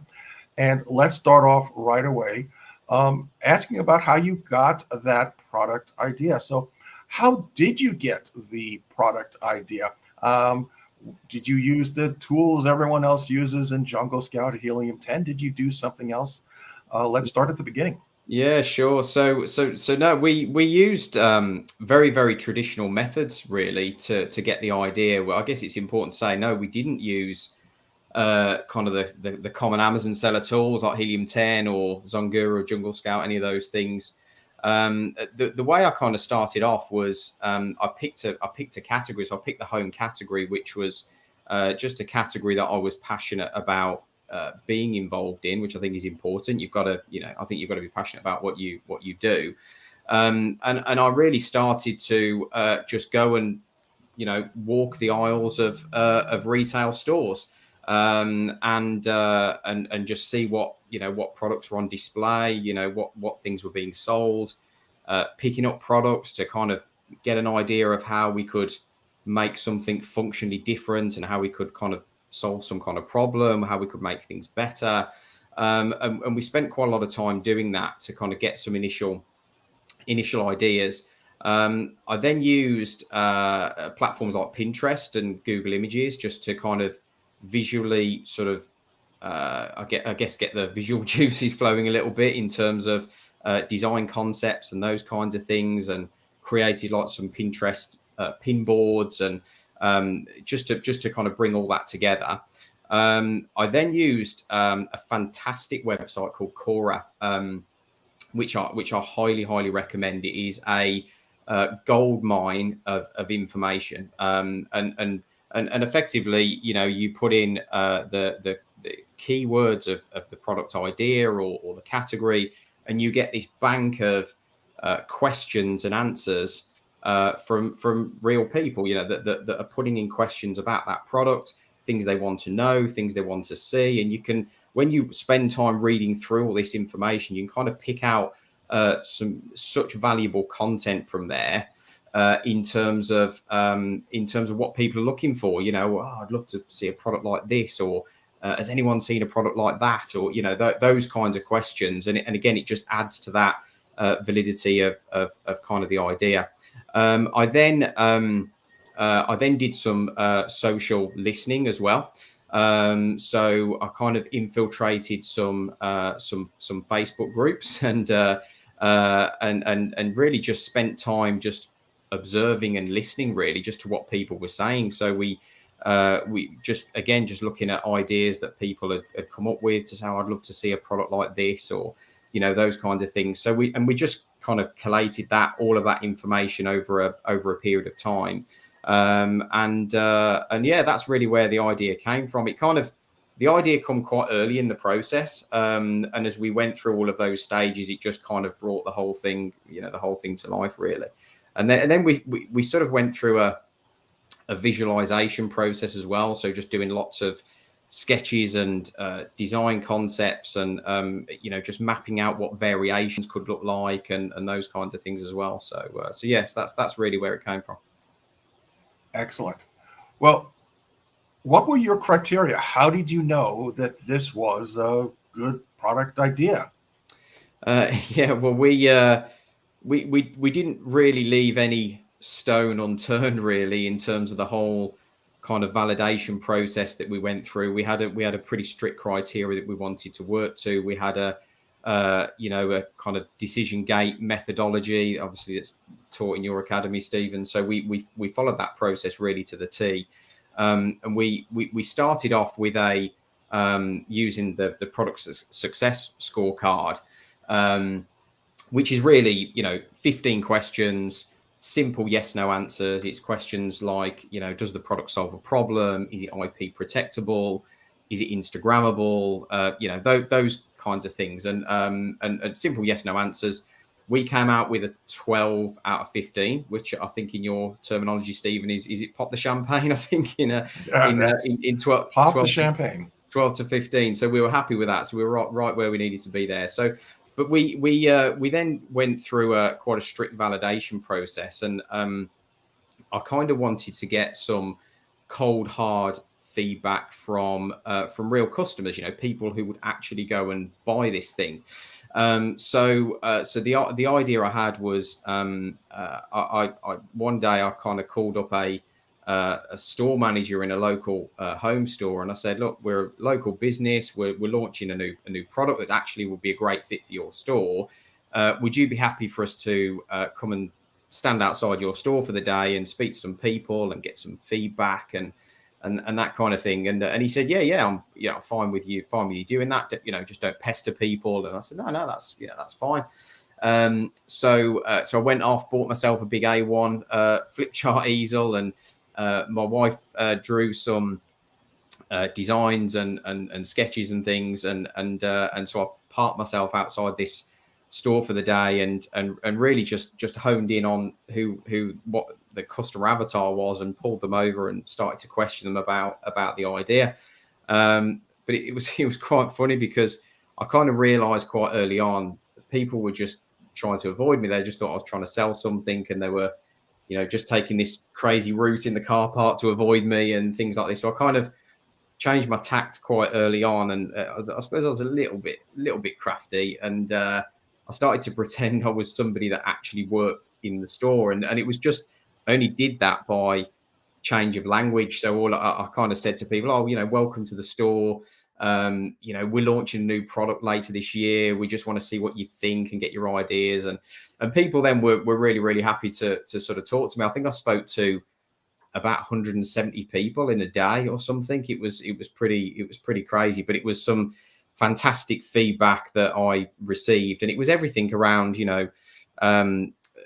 do they actually know what the product is by just looking at it? Do they like it? How would it be better for them? And what price would they pay for it, which is really important. So yeah, and it was really that feedback that that has made the product kind of what it is now, really. So yes, that's what we did. I love that story. So just let me summarize for a moment here. You started off in a niche that you really like, that you're passionate about, home goods. And then you did a lot of listening and research, and you narrowed down to specific products, and you identified from customers what they were looking for that didn't exist already.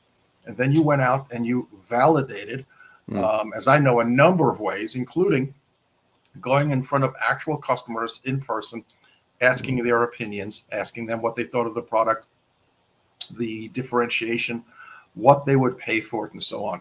Am I on the mark there? Yeah, absolutely. Yeah, that's pretty much exactly what we did. I mean, there was, to be honest, that's just one piece of what we did. There was so much we did in terms of validation. We did loads and loads of competitive analysis as well. We looked at.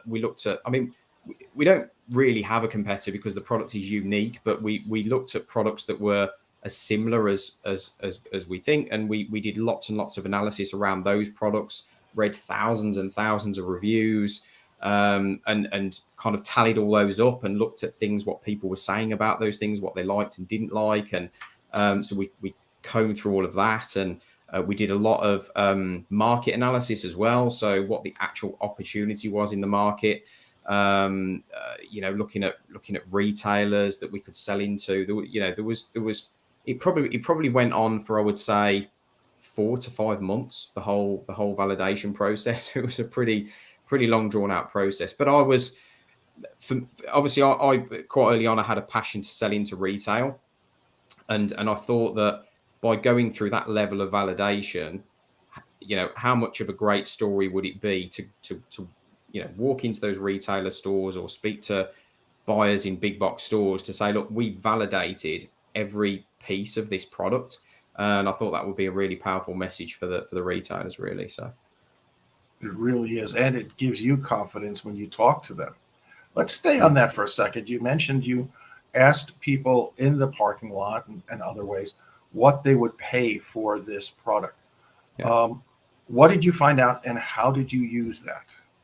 Yeah, so that was an important part in the process for us, because we knew that we wanted to achieve at least a 7x multiplier in the product, which obviously is certainly what you teach, Stephen. And to be able to sell into retail, which is what we want to do, we need that kind of level of multiplier. So in order to know that, we needed to start with what the customer would pay for it, and we certainly found a sweet spot there of the feedback that we received, and from there, then really we work backwards from that point. So then when we're approaching factories, we then know what we need to buy at, because we know what we need to sell for. So it kind of works in reverse, really. So and that's where we kind of ended up. So the profitability side was was quite a pivotal sort of part in the process and what we did. So I love doing this, you love doing this, but frankly, we're here to make money, and profit's important. That's right. If you don't mind, you're talking about a $45 retail price. So what were you able to end up sourcing for? Yeah, so $45 was really that sweet spot of what kind of customers said that they would pay for it. There was some actually said a lot higher than that. Some that said, I would pay $80 for this. I thought, oh well, great, I'd love them to be my customer. But 45 was really the sweet spot for it. So and yeah, so after the whole negotiation process we went through with the factory, we've ended up with a cost of $6.20. So it just gives us just above a 7x. So we're right in the zone of where we need to be with it, which is great. So excellent. How did you protect your secret sauce, your IP, when you were sourcing factories?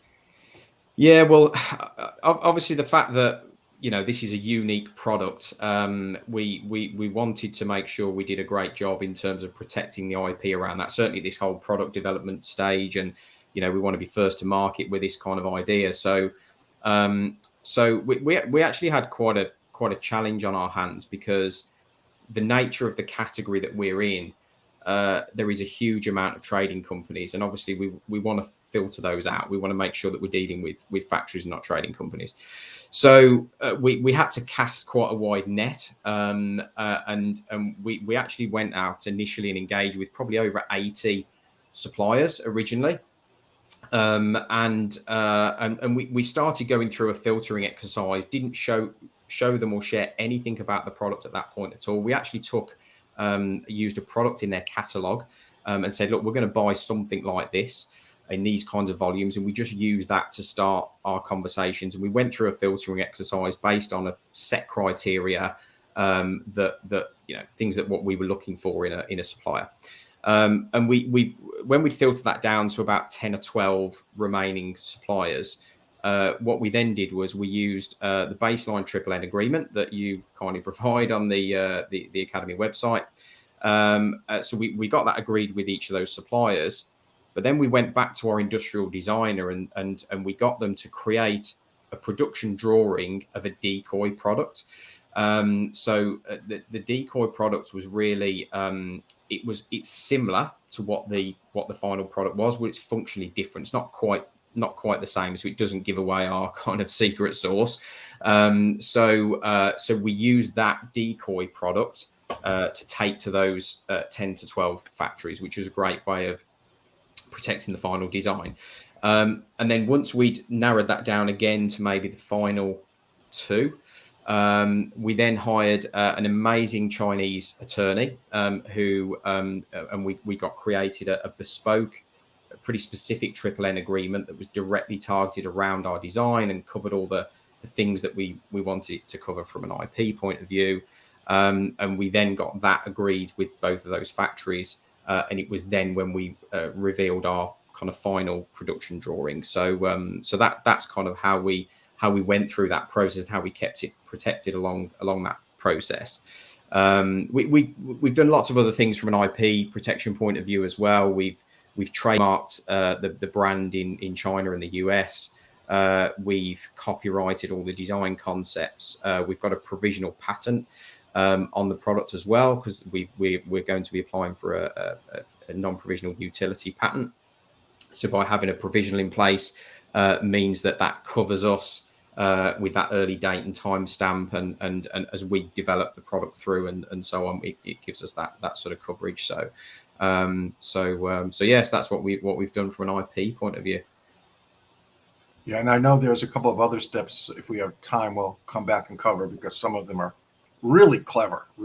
And for just a quick overview for folks who are not familiar with some of these terms, an NNN is an agreement that is a non-disclose, non-use, non-compete, non-circumvent agreement that you use with your factories in China, because a traditional Western NDA really doesn't hold water and doesn't do what you need it to do. And then when Ian mentioned decoy product or dummy product, and I love this, I've been doing this for years. When you talk to a supplier or a factory and you say, I'd like to make something, and they come back with a price that you don't like, you want to be able to turn around and walk away from them and be confident that the moment you walk out or you hang up the phone or you disconnect on WeChat, that they're not going to celebrate and say, aha, they're gone. That sounds great. Let's do it ourselves. But sourcing a decoy product, you're saving yourself there. So really good, smart move there. So what was your reaction? We were in Las Vegas. Why don't you talk a little bit about that, why you were in Vegas, and what was the reaction when you actually showed your product? Yeah, well, it was what a trip. I mean, I was quite passionate about going to the Las Vegas market because, as I mentioned before, we've got a big passion to be into retail. So I wanted to see for myself in terms of what that real opportunity was from a retail perspective, and also get an idea of what other products are out there on the market, what are the trends, and also what kind of price points are there that are being, the price points that are being sold to retailers from a wholesale perspective.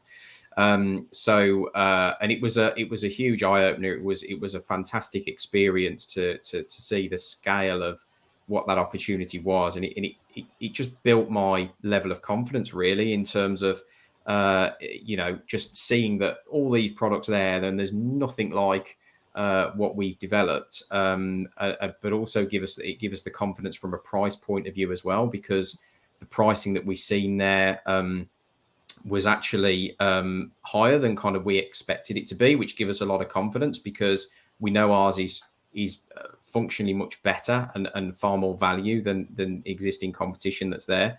So it certainly gives us more confidence from that point of view. But it was great to bring the product along. I had to kind of guard it with my life, taking it out there to Vegas. It was the only prototype I had, and but yeah, we were in one restaurant one evening, wasn't we? And so we're sitting around a table with some group of fantastic entrepreneurs, and to get the product out and see everyone's reaction was fantastic. Obviously, you had one of your good friends there, Stephen, who has a phenomenal amount of retail experience, and the thing for me was hearing her reaction. When she kind of sat there the other side of the table and said, I've never seen anything like that, and that's $1 million idea was just a fantastic thing to listen to, really. So, and it kind of makes it all worthwhile with all of that sort of process we've been through. To hear that was fantastic, really. Yeah. Oh yeah, well, she's got dozens and dozens of years. She's a matriarch in this industry. Yeah. So you're talking a little bit about the retailers in Las Vegas at the Mart. What is your go-to market plan? How are you going to be making this available for customers who see it and want it? So our business model plan is that we'll be launching our own store, our own Shopify store, where customers can buy direct from us, because we're very intent on building a true brand, building a true product line. We'll then also be taking it to small specialty retailers as well. So the exciting thing about our product is that there's lots of different concepts we can do that will feature in different types of stores. So we're going to target those small specialty retailers, and then with a view to then move into big box stores as well. But one of the things, I guess, from Las Vegas as well, the other opportunity for us is using those sales field rep agencies as well, who we can leverage them to effectively go and take the product out into the market to retailers that they look after in their states, and go and do the selling sort of for us, really. So we've already got a whole raft of contacts ready to go with those agencies that we'll engage with as well. So that's our plan, really. So it's exciting. And for folks who are not aware, in the United States, you've got 87.6% of products are bought in stores. So you want to be available online, but also in stores. And that's a very strong go-to-market strategy there. Let's go back to your IP. You did something very, very clever. We're going to talk about it as if it's a cookie jar, but a cookie jar that closes a little bit differently than others. Why don't you share that story? I love this. Well, we wanted to go another step further, I guess, in terms of not just IP protection, but also differentiation as well. So one of the ideas I had was that I've effectively created a completely unique name for a functional aspect of the product. So for the cookie jar, for the lid, let's say, of the cookie jar, we've made up a completely random, well, not random, there's some thought process behind it. We've made up a completely unique name for that functional aspect of the cookie jar. And then what we've done is we've gone and trademarked that name in the category of the product. We've trademarked it in both China and the US as well. So what that means is that we can now legally say in our marketing and on our product packaging and website and those kinds of things, we can legally say we are the only cookie jar manufacturer in the world to use this special lid technology, whatever it is. So that's what we did. So it's a great way to differentiate the products as well. It's something that sounds great for a customer looking at that. It's just quite attractive to them, and so yeah, that's what we've done. So you've basically taken something you couldn't protect, and instead now you're describing it with a special seal technology. And since it's trademarked, you're the only people that can go out there and say, we have this special seal, whatever technology, and no one else can say they have it because it's a trademarked name. Seth Godin talks about that a lot in Purple Cow. And people who are my age remember movies that started off with a big thing saying in Technicolor. Technicolor was nothing but a trademarked name that they used for technology. You've done the same thing. That's very, very cool. Yeah. Let me ask you, first of all, just the fact that you're doing this as a normal, real person and you're figuring it out, kudos to you, because this is not, I'm going to say it's not rocket science, but it does take a bit of passion and drive and commitment. What curveballs came your way as you did this? Lots.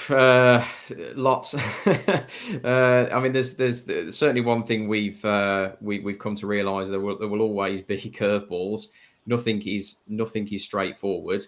But we understand that there will always be a solution to a problem, and when a curveball comes your way, it's a case of keeping calm and just working through the problem. I suppose one recent example that we had, we got our what we hoped was going to be our final kind of production sample, and there was we had a bit of a material defect to it. And it's it just feels a bit of a kick in the stomach, but actually we just sat back and thought, right, okay, let's figure this out. And I got onto the factory the next morning and said, look, this is the problem, we can't accept it like this, what's causing it, and more importantly, what do we need to do to fix it? And we just, for the next day or two, we just worked our way through with the factory, and we actually came out good because we got an upgrade in one of the materials, and we just figured out the whole sort of process, so it worked out good in the end. But I think in a strange way, you kind of almost need mistakes to happen to learn, to learn from those things and keep refining things and things like that. So having these problems is not actually a bad thing. I suppose you got to look at the positives from it, of what you learn from it, and where you come out in the end. So yes, that's what we did. So absolutely. And I also know that as you refine things, as you made changes, you validated with customers again, and that's always good practice. Absolutely. So I'm excited about this. What are the next steps for this? Well, we're really pretty much ready to go now. We're just at the point now of refining some really fine, sort of tiny little details. They're all really important though, but just really tiny details, just in terms of right down to the type of corrugate we will use on the product packaging, and all this kind of level of detail. We're just agreeing right now. I was on a call with the factory this morning already about it, and then we're pretty much ready to push the button and go with production, really. So we're at really exciting time. So it is a step-by-step process. You have hit all of these steps. You've done them fantastically, and then you took one thing and you took it to a level I have never heard of before.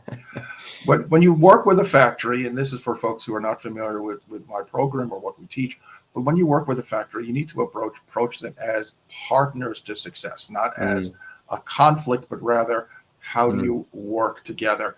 In China, that is called guanxi. It's a business relationship.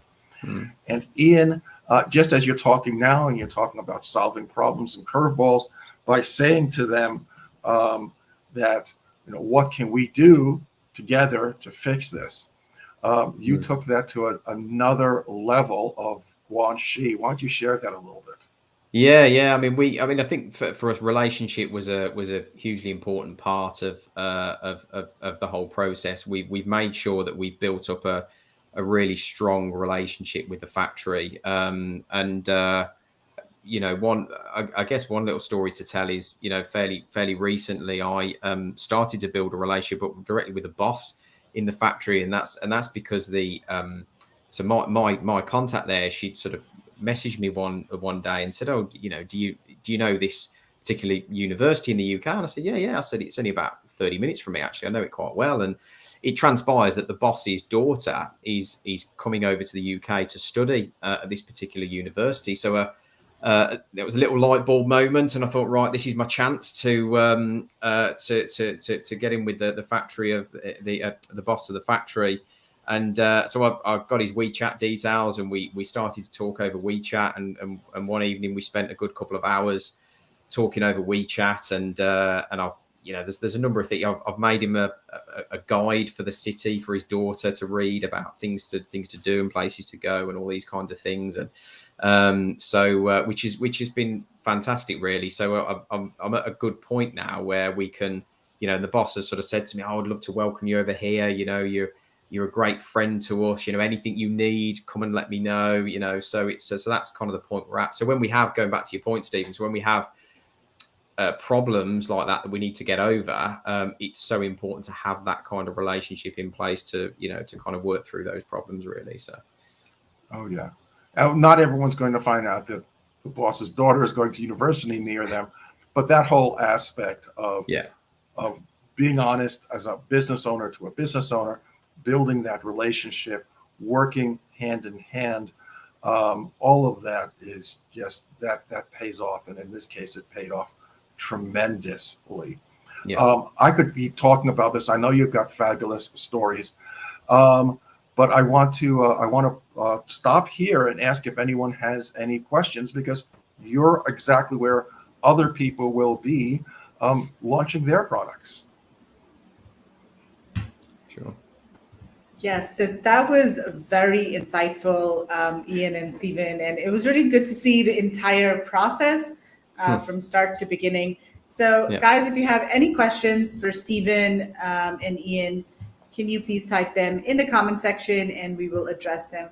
So I don't see any questions here, but let's see. Specific to online reviews, Amazon seems to limit the number of reviews that you can actually read. Are either of you aware of a workaround to actually review more product reviews for research? Yeah, I mean, for me, it was, this was going back probably, maybe things have changed. I mean, this is going back probably 12 months ago now, when, and I just read every review that I had access to, really, and so over the course of the vast amount of products, and it just collated to thousands of reviews. But it wasn't just Amazon. It was I also looked at reviews on other websites, Walmart, or anywhere really. It was just wherever I could get data. That's what I used. Whatever was available to me in the market, really. So. Excellent. Good question. Okay. Yeah, good question. And so, how long did the entire process take, Ian? Right from the beginning, when you conceptualized the process, did a bit of market research, started contacting companies. 80 companies, that's a lot of companies to start with. Yeah, that's huge. Quite a lot. So how long did it take? Because a lot of times people think that, it's just going to take me a month or two to develop a new product, but it is a long drawn process. And how long did it take you from start to where you are today?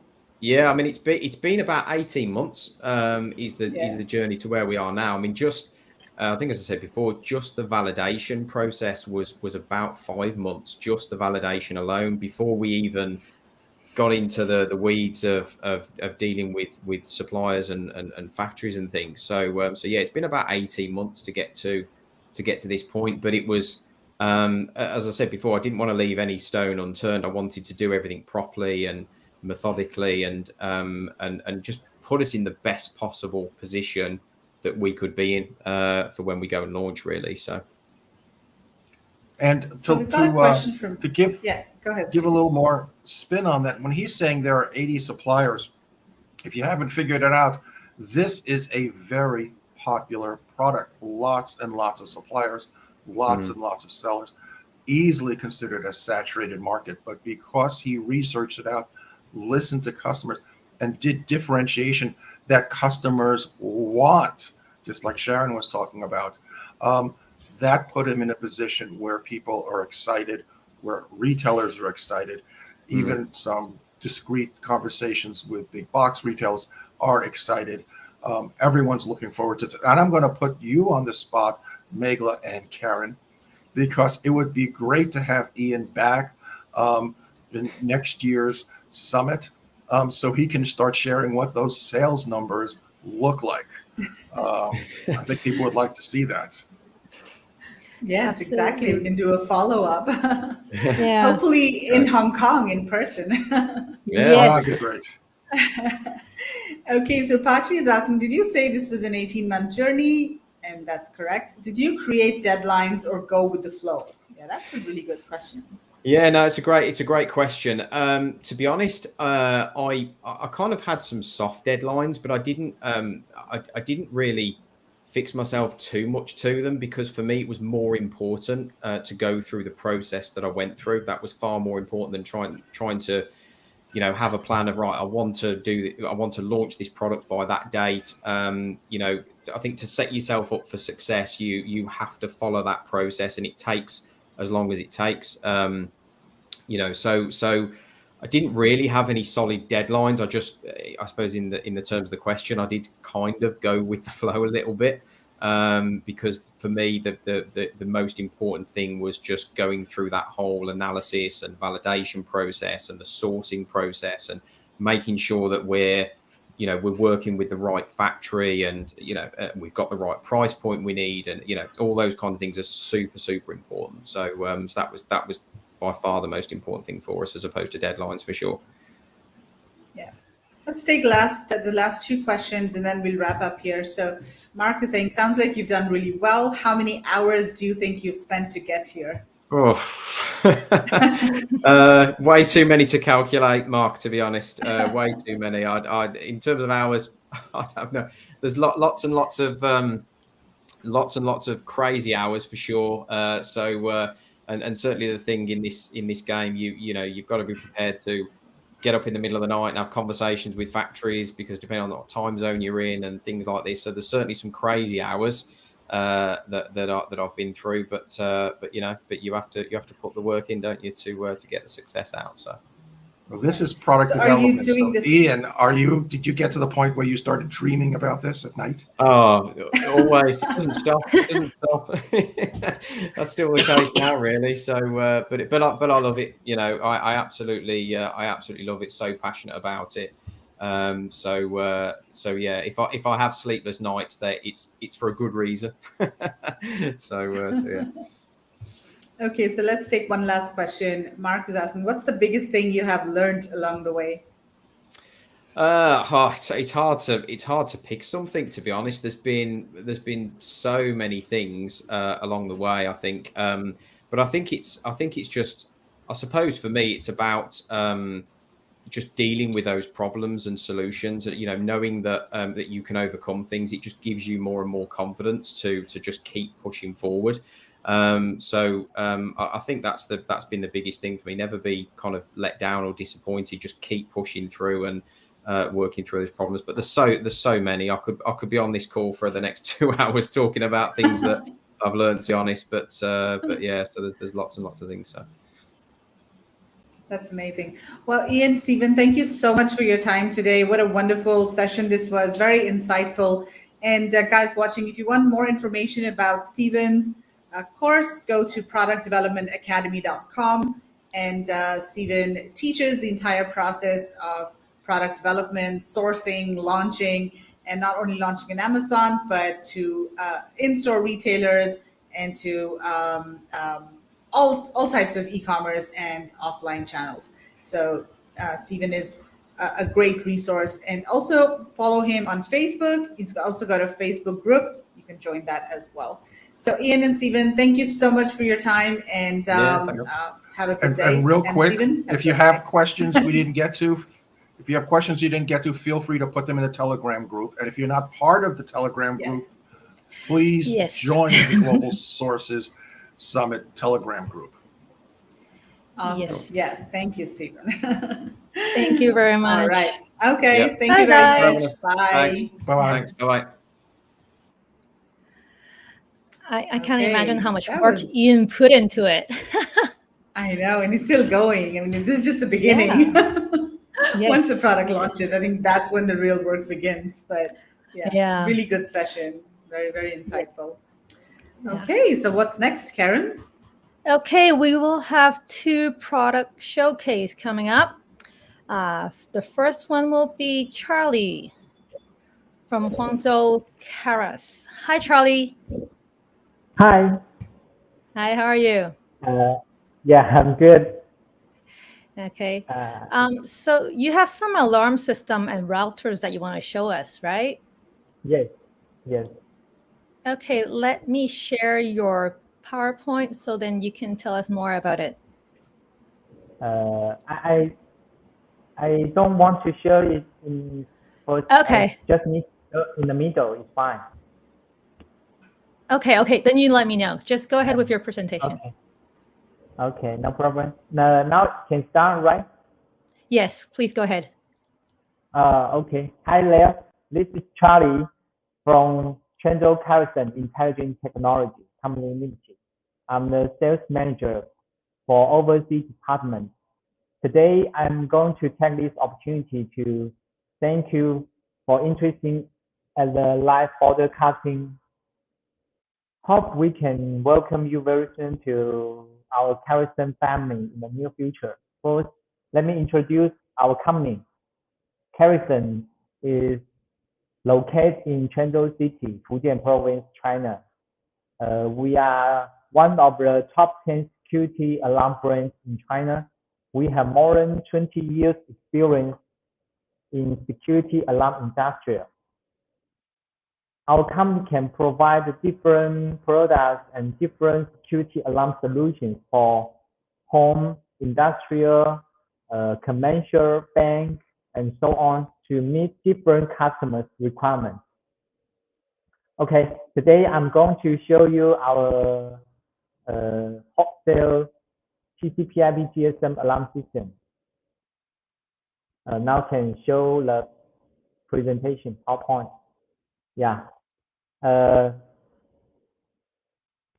About our KSW2 alarm system, it can connect the central monitor software on computer and also application on phone. It can make all the programming online. And the alarm system, we have 2 versions. One is mental case, another version is plastic case. It all have 32 wireless drums and 8 wireless alarm drums. Meanwhile, maximum it can connect 96 wireless sensors for different requirements installed in different places.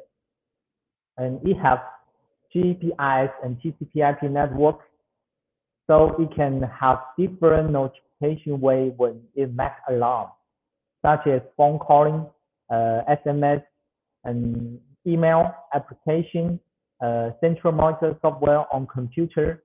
You cannot miss any alarm message. It can protect your home, your company, and provide your customer more safety. Here is our diagram of the system. You can see it can connect different sensors or detectors like remote control, panic button, door sensor, PIR sensor, smoke sensor, gas sensor, and so on. and it have 2G or 4G GPRS network and TCP/IP network, GSM for calling. Here is the CMS software and application. This system also can connect the camera. Yeah, here we have dual network. Once the TCP/IP network is go down, it will automatically change to GPRS network to make the device online. The CMS and APP is cloud-based. It can make all the programming online. It has 32 wireless and 8 wired zones to meet different requirements to install different accessories in different places.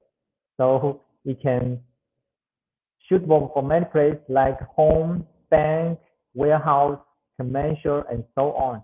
So many places can use it. And here's our application. Yeah, you can make all the programming on it. And also have the, you can use email to get the notification. Yeah, here is our application. You can make all the programming online.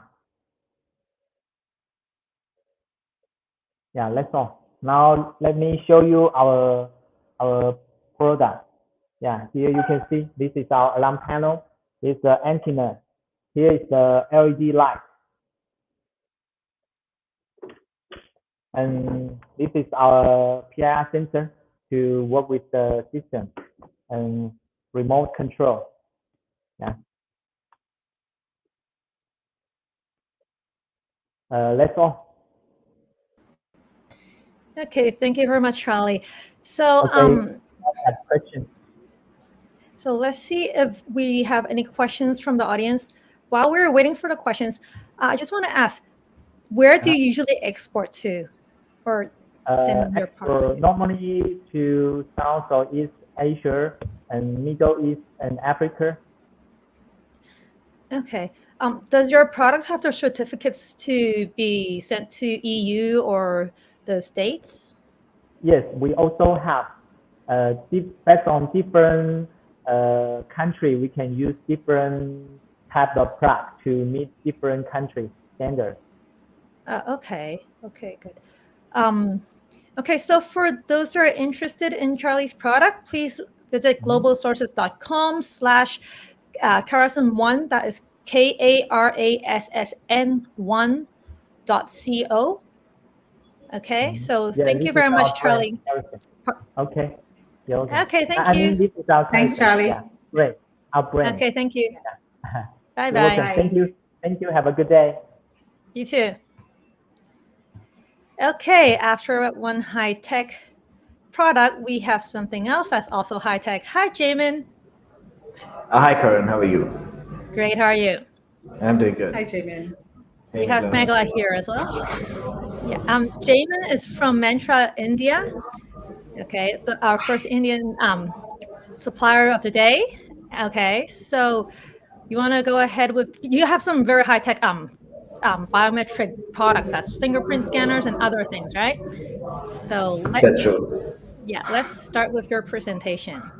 Perfect. My screen is visible, right? Yes. Okay, here it is. Great. Thank you. So, my name is Jaimin Shah, and I'm here to represent Mantra Softtech. Mantra Softtech as a company was founded in 2006, and we are amongst top 3 biometric sensor manufacturers in the world. We do both fingerprint scanners and iris scanners manufacturing. Apart from that, we are also capable of bespoke and COTS projects in biometric industry, and we also do custom device manufacturing as per the given country requirement. One of the differentiating factors about Mantra is we have our own in-house manufacturing setup, a dedicated research and development team, which was recently recognized by Indian government in the biometric space. And also we have software and support team. Basically, it's a one-stop solution for the biometric requirements. Further, in terms of one of the largest biometric program known globally, which is India's National ID program, Aadhaar, Mantra is one of the most reliable partner in this particular ecosystem. We have more than 50% market share in India's biometric ecosystem. And yeah, further, recently we have started expanding overseas. We do have good presence in select countries of Africa, Southeast Asia. And in this year, we are further expanding to the Latin American market and as well as in the United States. Coming to the product assortment that we have, I'll start with the biometric enrollment devices, which is basically used by governments primarily in different use cases like election management, like a national ID project, refugee registration, criminal registration, visa and immigration processes. The first device, I also have a physical device, so I'll just showcase it, is a 10 print fingerprint scanner. Now, the devices that Mantra provides are generally used for global purpose. Like this is FBI certified, and also all other necessary certifications like CE, FCC, ROHS, IEC are available.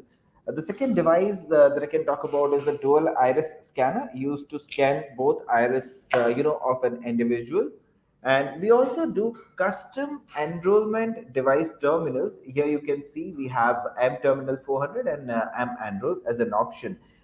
These terminals combines like all the three modalities, that is finger, iris, as well as face, have multiple connectivity options and as well as a good power backup, so it can be used in remote locations as well. So that's the first category. The second category of devices we deal in is authentication devices. Again, these kind of devices are generally used when the enrollment is done in multiple use cases. Like on commercial side, eKYC is one of the most popular one. Then apart from that, a lot of banks and financial institutes use it for transaction authorization. It can use in microfinance, even for the SIM card registration in telecom industry, and multiple use cases on government front. Wherever a citizens need to be verified for different program, subsidy programs, or even for pension management and many others.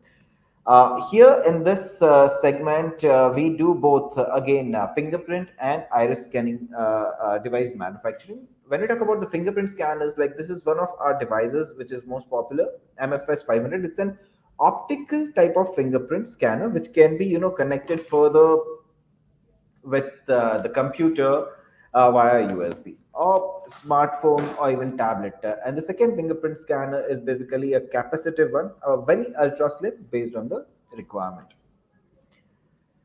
Further, the next category is the biometric terminals. Basically,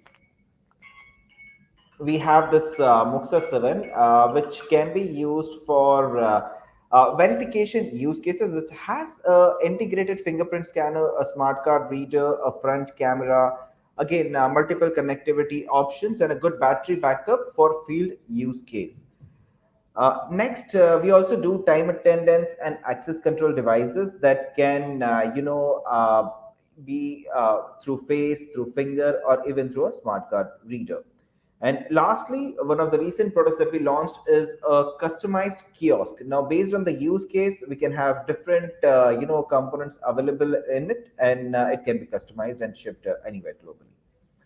So yeah, that's a brief, introduction about what Mantra Softech as a company is and product range that we represent at the moment. Thank you. Okay, thank you, Jamin. So while we're waiting for questions, I just want to ask, where I saw you showed your presence around the world. May I ask what type of company or corporates uses your products the most? Sure. So the major client for these devices is definitely government. But when you talk about the corporate side, it is telecom, financial institutes, healthcare sector. These are the other three, most prominent ones. Okay. So is there any MOQ for your products? See, generally, the devices needs to be integrated. So people ask to, get one or two devices to start with. So we don't keep any MOQs for our devices. But yeah, if there is a custom device, then yes, definitely an MOQ comes into the picture. Okay, that's nice. So people can have just one or two products to try it, and if it fits, then they can get more. That is very good. Yeah. So for those who are interested in the system and the gear, please reach out to Jamin at Mantra globalsourcetech.co. That's globalsources.com/mantrasoftech.co. Okay, so thank you very much, Jamin. Thank you very much. Thank you. Okay, bye. Bye. Okay, we just had some Okay. very high-tech stuff there. Yeah. Yeah, okay. So talking about suppliers, first of all, for those that have found interesting products that you like, do you go on globalsources.com to search for products? You should, if you have registered for the summit, you should have been opt-in for an account. So do go in and activate. Once you activate, you will earn sourcing club points, which can redeem you discount when sourcing or free gifts, or even maybe a free trip to Hong Kong next time when we have an exhibition. And then you can just ask your questions, like you can directly ask the suppliers anything you like, or if you want assistance with sourcing, we also have matching services there, so they can help you find the right suppliers. So do visit globalsources.com for more information. And since we just had an Indian supplier, I have to remind everybody, we have talked about this in the first session already. We'll be having an India sourcing workshop next month. Megla, our super host here, is also a super expert in India sourcing. So she will be hosting a workshop to source from India, to talk about how to have China plus one, because I'm sure many people do source from China. And since all the COVID disruption, logistic issues, it's very important to have a backup and increase your suppliers. And also she'll share the tips, pros and cons for sourcing from India. Why don't you tell us more? Yes, I'm so excited about this workshop. So this is going to be like the A to Z of sourcing from India.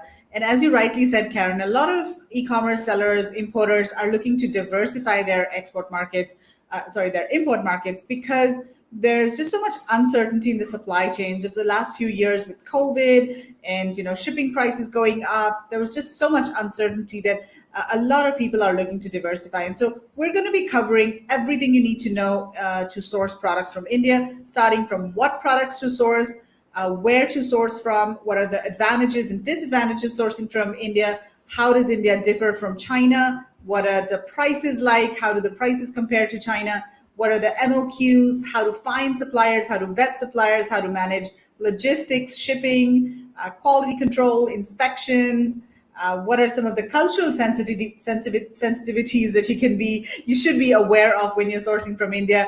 That is super important. Building relationships with your supplier, as Stephen was talking about it, it's important in China. It's even more important in India to do that. And then we're also going to be talking about how you can build a brand story with products that you source from India, because there are a lot of different communities that produce these products. The entire setup is sort of different from what it is in China. So it's going to be like an A to Z of sourcing from India, a comprehensive course that will allow you to start sourcing from India right away, or it will give you an insight into whether or not India is the right market for you. Yes, and for the workshop, since there will be a fee for it, you guys can visit the website for more information. But as a summit participant, we have quizzes at the end of each session, and the price for this quiz will be a free admission to the workshop, which is worth you $299 US. So Megla, why didn't you ask the question? You're the host you're the instructor for the workshop, so you should ask the question and give away the free admission. So let me ask this question, and it's going to be an India-related question. It's super easy. So let's see. I was trying to make it difficult, and I thought, okay, let's make it an easy one. So you have to be quick at your keyboard, and here's your question. So the person to answer the answer correctly first will be the winner. And as Karen said, we're giving away one free ticket to the India Sourcing Workshop that is worth $299 US. All right, here's your question. State whether this statement is true or false in the comments. India's merchandise exports grew by 40% in the financial year 2021-22. All you need to do is state true or false. in the comments. Let us know if India's exports increased by 40%, which is a significant amount for any country's exports. Is this true, or is this maybe not so accurate? What do you guys think? Oh, we have so some we've got a answers. winner. Let's see. Rich was the first one to say true. And yes, Rich, you are right. A lot of people are saying true, but Rich, you're the first to answer. So this is correct. India's exports have hit record highs in the last year. And that's why a lot of companies, importers, all types of brands, retailers are looking to source from India, because everyone's looking for a China plus one strategy. And so India's exports are growing at a phenomenal rate. And now is the time to start sourcing from India, to start exploring if India is a right market for you to source. So Rich, congratulations. And Rich, can you please send us an email at gsevent@globalsource.com and let us know that you won this prize, and then we will let you know how to avail of the prize. All right, so there we go, Karen. That was our winner. Yes. Over to you. Okay, so I guess we'll see Rich next month at the workshop. Okay, so tomorrow, well, tomorrow, my 7 a.m. Hong Kong time, we'll have the third session for Global Sources Summit, focusing on branding and product development.